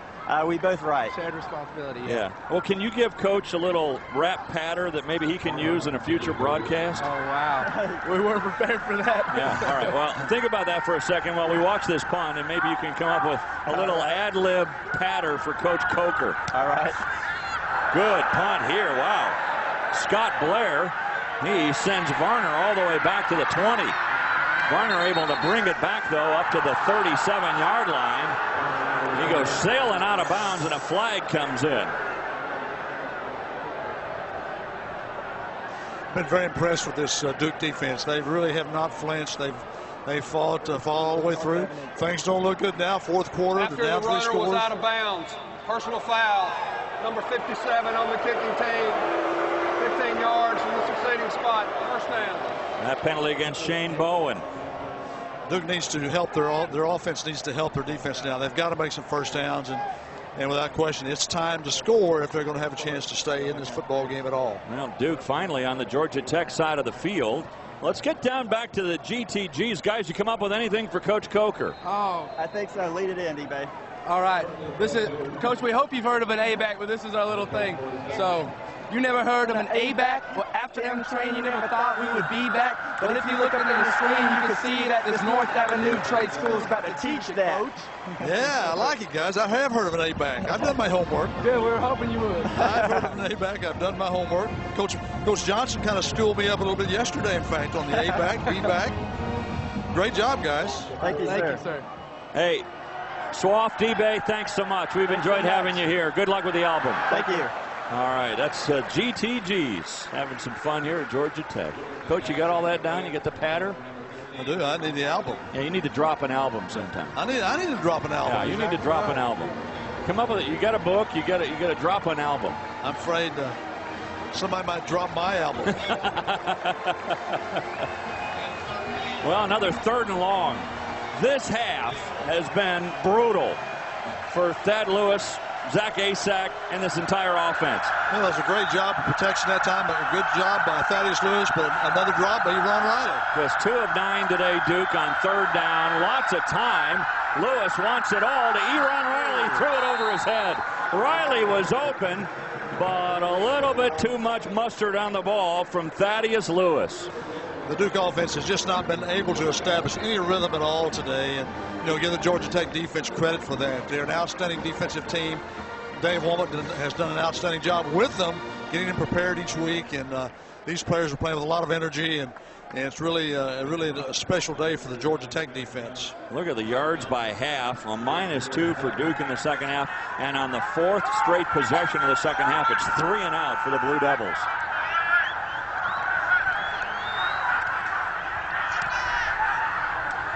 Little pooch punt taken at the 15 by Melton.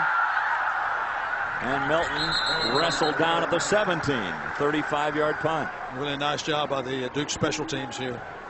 Nice coverage. Yeah, for up to a minute news on everything that's college sports, here's your source. ESPNU.com. Online service is the gateway to the best in college sports. From ESPN, combining the latest news, scores, features, video highlights, podcasts, and much more. Log on to ESPNU.com today. Coach has, of course, got that bookmarked on his computer, listening to the podcast and getting ready to drop an album. That will be exciting. That'll be a big seller. I know it will. Oh, huge. I could just love to see you rap just one time. Another play in the backfield that goes nowhere for the Yellow Jackets, and Marcus Jones and Jabari Marshall were there to stop Roddy Jones. again, the Duke defense, they're still playing hard. They're still chasing the football. They're still tackling well. And again, they're doing everything they can to get the football back for their offense. And if they do and when they do, this offense has to be able to make some plays. And they have not been able to do that, especially in the second half. Boy, they haven't. And that's unusual, isn't it, Coach? I mean, they've been a second-half team, Duke. They have been a second-half team, but this Georgia Tech defense, I think, is as good as advertised. Loss of 4 there, 2nd and 14. Back to throw it, Shaw. Throws it down the sideline to a wide-open Thomas. He's ahead of the pack. There he goes for the touchdown. Wow! 84 yards.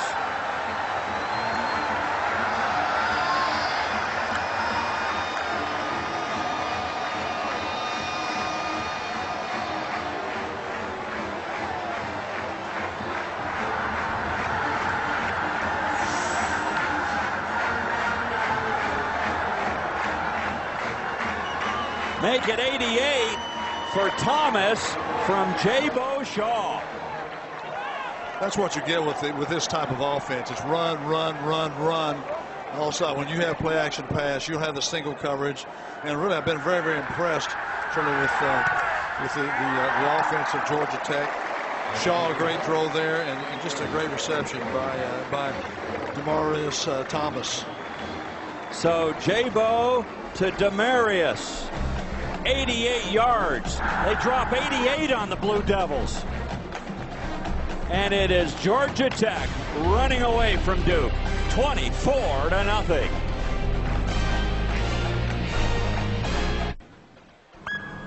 ESPNU now in high definition. To get the great action on ESPNU in high def, contact your local cable operator or satellite provider. ESPNU HD, the big picture in college sports. With a big picture today now, Georgia Tech rolling it up. They led only 3-0 at halftime, but all smiles now for Demarius Thomas, for Jabo Shaw, an 88-yard pass play, which goes as the 3rd longest pass play in Georgia Tech history. You see really nice pressure by the Duke defense, but you can see number 24, Glenn Williams, getting beat, and really the single coverage on Demarius Thomas. You're going to take those odds all day long if you're Georgia Tech. And again, a good job getting the football off by the quarterback, Jabo Shaw, and really a great finish by Demarius. Look at that, 8 receptions, Coach. The only 8 receptions for Georgia Tech all day, and he has 197 yards. Today, remember yesterday we were talking to Paul Johnson, and he said, I don't care about balance. I just want to win the game. I don't care if we rush for 400 and pass for 20. Well, today they've got balance. 213 on the ground, 197 through the air. And now special teams are energized. That's a swarm of Yellow Jackets. The bees are buzzing. Tonight, ESPNU delivers more college football action. The Maryland Terrapins take on the Virginia Cavaliers. College football primetime presented by Citi on ESPNU. Tonight at 7 Eastern. For more information, log on to ESPNU.com. I like what Paul Johnson said. He said, an 80-yard pass is exciting, but, an 80-yard run's pretty exciting, too. So they just like touchdowns. He likes winning. That's the 2nd straight game now for Georgia Tech with an 88-yard touchdown. Last time against their last opponent, it was an 88-yard run. This time it's an 88-yard pass play. The win over Mississippi State a couple of weeks ago. They had the bye week last week. 38-7 the win there. And Thaddeus Lewis, this is a game he would love to forget. Well, yes, and I'll tell you, it hasn't been all his fault. He's done some good things today, and I think maybe John Elway or any great quarterback might have trouble today, because this defense of Georgia Tech has really done a great job of pressuring the quarterback. His last 6 passes incomplete. Everything in the second half incomplete. Rolling out now, trying to get away from the pressure of Morgan. He's able to get rid of the ball, and then Thaddeus Lewis was crushed after he released the ball. Look at the pressure. Some of the pressure. Look at the Georgia Tech defense swarming. Really a lot of people around the football. Really a great job there. Nice tackle. You can see there, all the front line people for Georgia Tech, all those guys, Derek Morgan, Vance Walker, Daryl Richard, Michael Johnson, the secondary, all just really doing a great job attacking the football and tackling once they get there. And finally, a little running room for Clifford Harris. He got into the secondary where Reed and Edwards make the stop. And the big fella's coming off the field now, getting a little rest. Haven't been out there all that much. One of the Georgia Tech players on his knees as that ball was snapped. So it was like 11 on 10 there as Reed still down on his knees. Rashad Reed really never got into that last play, and Duke, the officials didn't see it. Usually they'll stop the game when they see an injured player like that. They didn't see it, and Duke ran a play.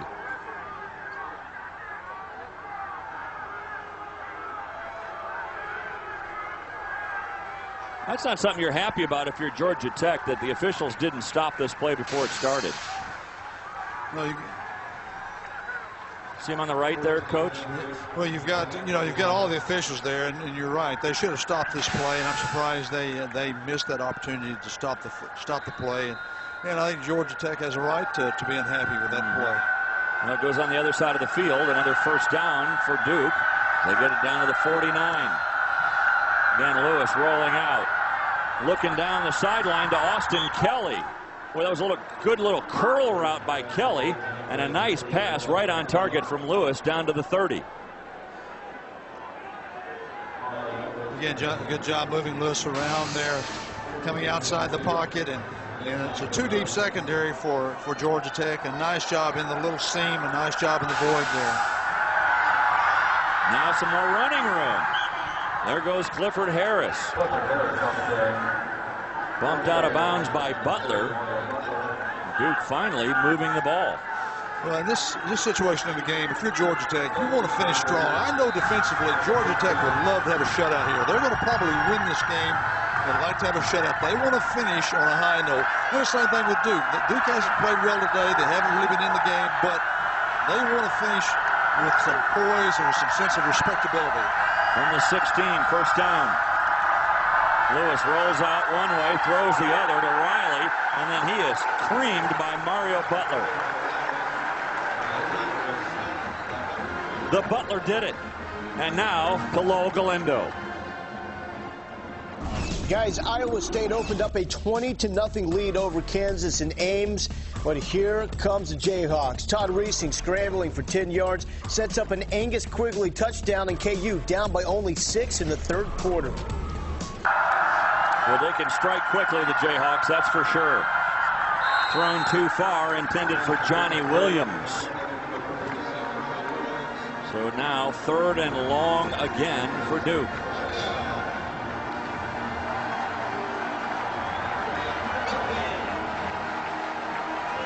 This is the best drive of the day by far for Duke. Remember, their first 4 possessions of this half, they went 3 and out each time. 3rd and 15.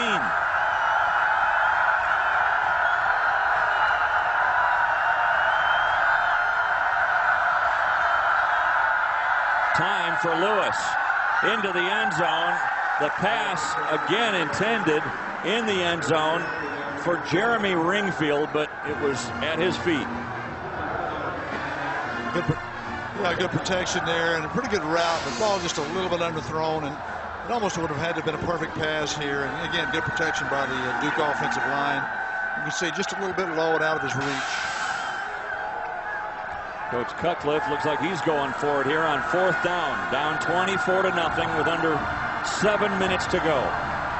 They would like to have some respect here. They would like to score. Timeout. Timeout taken by Duke. We just got the message to Thaddeus Lewis. So Coach Cutcliffe wants to talk this over. Down 24-0. Facing a 4th and 15. This ACC matchup featuring 2 3-1 teams overall. Georgia Tech, of course, 1-1 in the ACC, losing to Virginia Tech, beating Boston College. Virginia Tech right now 2-0 in the Coastal.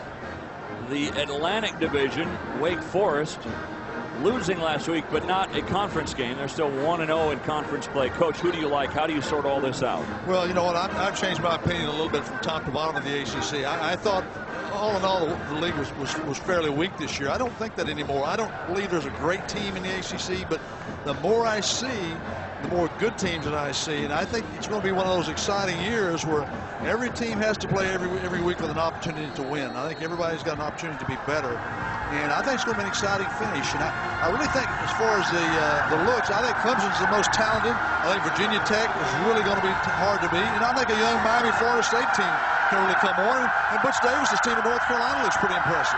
Virginia Tech really impressed me with what they did at Nebraska last week. We'll see if that can carry over for them. And Florida State, Miami, big game coming up. There is a flag down, could be holding. Came from the umpire. Looks like it's going to be holding against Duke. The play didn't get a first down anyway. Holding, number 70 on the offense. That penalty is declined. First down. Take over on downs if you're Georgia Tech.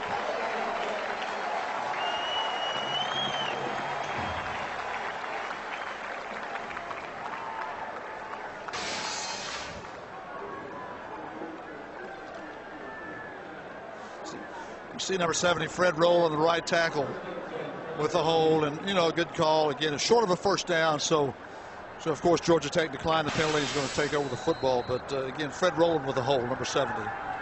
For Coach Cutcliffe, who is long considered one of the greatest offensive minds in the game, this is going to stick in his craw a little bit to have a team shut out like this. And the fact that the second half they really didn't move the ball much at all. Shaw wants some more. Goes to his favorite receiver, his only receiver, Demaryius Thomas. Wow. I'm telling you, I'd triple cover that guy and leave everybody else open. Yeah, I would. I'd try to get somebody on him. But you're right. He looks a lot like this Johnson guy that used to play here. He really can get up and sky. And Jabo Shaw, Coach, he's not looking at anybody but Thomas. No, he knows who he's going to throw to. He's throwing to number 8. That's his read. Hit number 8. Deep. Yep. I mean, he isn't even looking at another receiver out there. Now Dwyer to midfield. Gain of 4. Dwyer already with a career high in rushing today.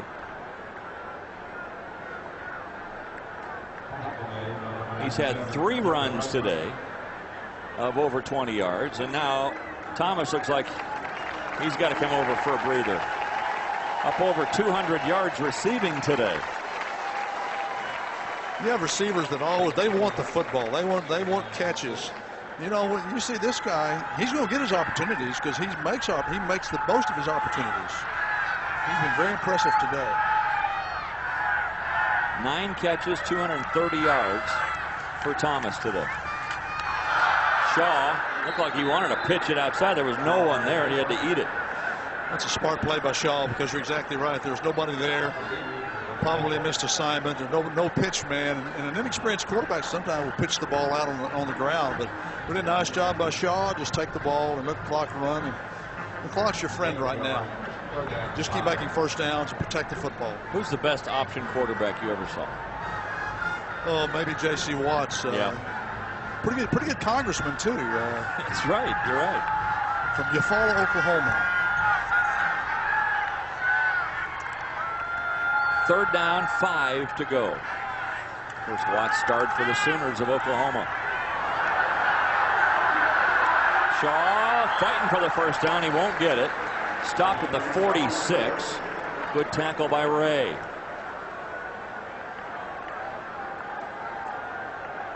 Do you bring your punting unit out now? Watch the block here, lead block. Great job of Jonathan Dwyer. Actually blocks 2 players now. Watch this block.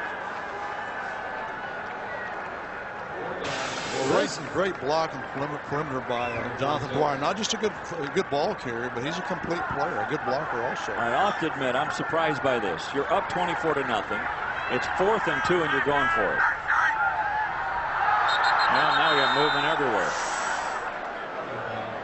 We're going to see if contact was made. Ball start, number 64 on the offense. It wasn't.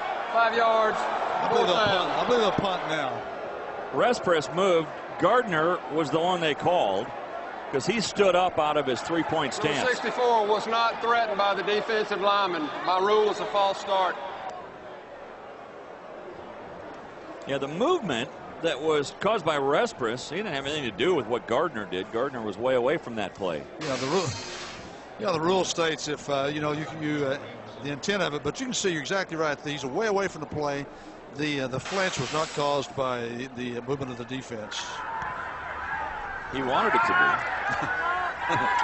And this is a bad punt here for Scott Blair as it goes out of bounds, and they'll keep moving up the field. Duke will have good field position, but trailing 24-0, it matters little now. Lots of cheers today for Georgia Tech.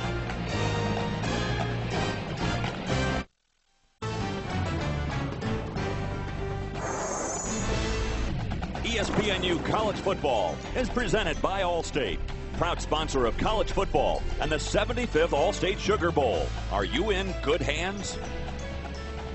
Beautiful day here at Tech. Georgia Tech leading Duke 24-0. This will be the 5th straight win for the Yellow Jackets over the Blue Devils. That defensive front four for Georgia Tech all getting a rest now. Second stringers all in. And on a screen pass, Clifford Harris takes it up to the 35. Thaddeus Lewis, we'd said at the outset, Coach, that he was going to have to be a playmaker today. And it has been an offense that really hasn't done much. And a lot of that, you have to give a lot of credit to that defense of the Yellow Jackets today. Yeah, no question about that. And now the ball on the turf. It looks like Duke got it back. Thaddeus Lewis hasn't had much help from his running backs. They have not been able to run the football very well at all. And also receivers really haven't been able to get it done for him either. It's like a muff snap, and Lewis. Duke normally goes from the shotgun, and the center staff makes it a little bit tougher. Now Lewis picked off.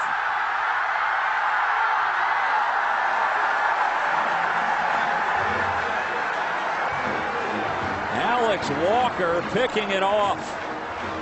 It went through the hands of Brett Huffman and right to Alex Walker.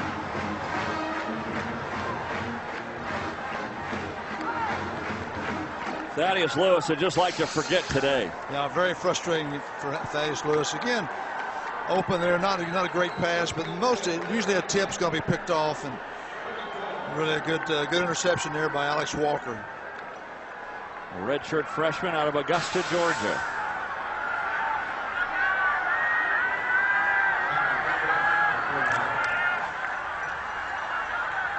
Another brand new set of offensive players now for the Yellow Jackets. Calvin Booker now running the show. He is the new quarterback taking over for Jabo Shaw. You'd have to give Shaw more than a passing grade today. I think Shaw got a lot better as the game went on, which you can somewhat expect that. A lot of pressure on him as a true freshman, but they really got in a comfort zone as the game went on. And really, I think as a team, they really worked together well and made Shaw better. And without question, the receiver corps for Georgia Tech is very, very impressive. And that, of course, is really one player. Not much room to run for Booker. He stopped right at the line, almost no gain. I think Demarius Thomas was the entire receiving corps for the Yellow Jackets, number 8. And he was it. He caught all 9 passes from Jabo Shaw for 230 yards. They also rushed for 221 yards. It'd be interesting to see when's the next time Georgia Tech will have more passing yards than rushing yards. Maybe never. Yeah. Look at his rushing yards today. Of course, you have to factor in sacks. Big day, too, for Jonathan Dwyer. Into the corner of the end zone. A scramble for the ball, incomplete. No flags on the play. Well, you look at the day today for Demarius Thomas, a career day. Catching the ball all over the field. Yeah, the short screen passes. He's made some great jump balls and really run some nice routes to get open. in the deep flat areas, and you can just see him sky for the football. And that was the one that broke Duke's back, an 88-yard touchdown play. Previous play was under review. Really on the field. They're going to rule the last play incomplete now before they try for the field goal here. They're going to review the last play. Was it a catch in the corner of the end zone? I never saw a catch down there. I don't think he controlled the football. I think the football was juggling out, and even if he caught it, I think he was out of bounds also. And Thomas is saying, wait a minute, somebody besides me catching a ball? What? It was in the corner of the end zone. R.B. Clyburn was the intended receiver out there from Calvin Booker. Now, not reviewing whether there was contact or anything like that. They're just reviewing, is this a catch? And he was never in bounds anyway. So even if he caught the ball, watch where his feet are when he lands. He had the right foot inbounds, but I don't think he had control of the ball when he had the. See, I thought the right foot was on the line. The ruling on the field stands. Yeah, that's a good ruling. Now, if you'd make a good replay official, you don't miss many. Well, I missed the one earlier. I really thought that the catch by Thomas wasn't a catch. I agree with you there. I never thought he really controlled the football.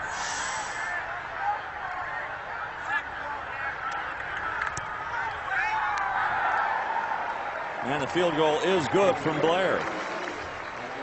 So 27-0. Well, Georgia Tech going to go to 2-1 in conference play. Go out of conference again next week. They take on Gardner-Webb here. That'll be a chance for them to probably rest Josh Nesbitt for one more week. And then the big showdown at Clemson. That's going to be the one that will get everyone's attention. And then, boy, look at the slate with Florida State, North Carolina, and Miami, the final 3 games. Now they've got a tough schedule. They've got a lot of work to do. But again, this Georgia Tech team can play with any of these teams because of their defense. Yeah. They don't give up big plays. They're very, very good up front. So they're going to have a chance to play with any of these teams. I think the key for Georgia Tech is how well these young linebackers continue to improve, because they've had great linebackers here. These guys look pretty good. If they continue to improve, I think Georgia Tech's going to be a team to reckon with, especially if they get Nesbitt back. He is a difference maker. Nesbitt, the quarterback, although Jabo Shaw, he was certainly no slouch here today. Not at all. And I think you've got to be excited about Demarius Thomas, the way he's come in as a receiver. That makes it a situation where you better cover him. You can't just worry about Nesbitt or Jabo Shaw or Jonathan Dwyer. You know, and I'm kind of kidding when I say just cover Thomas and no one else. But there are going to be a lot of defenses that do that. They're going to double cover him everywhere. They're going to roll up to him if they're secondary.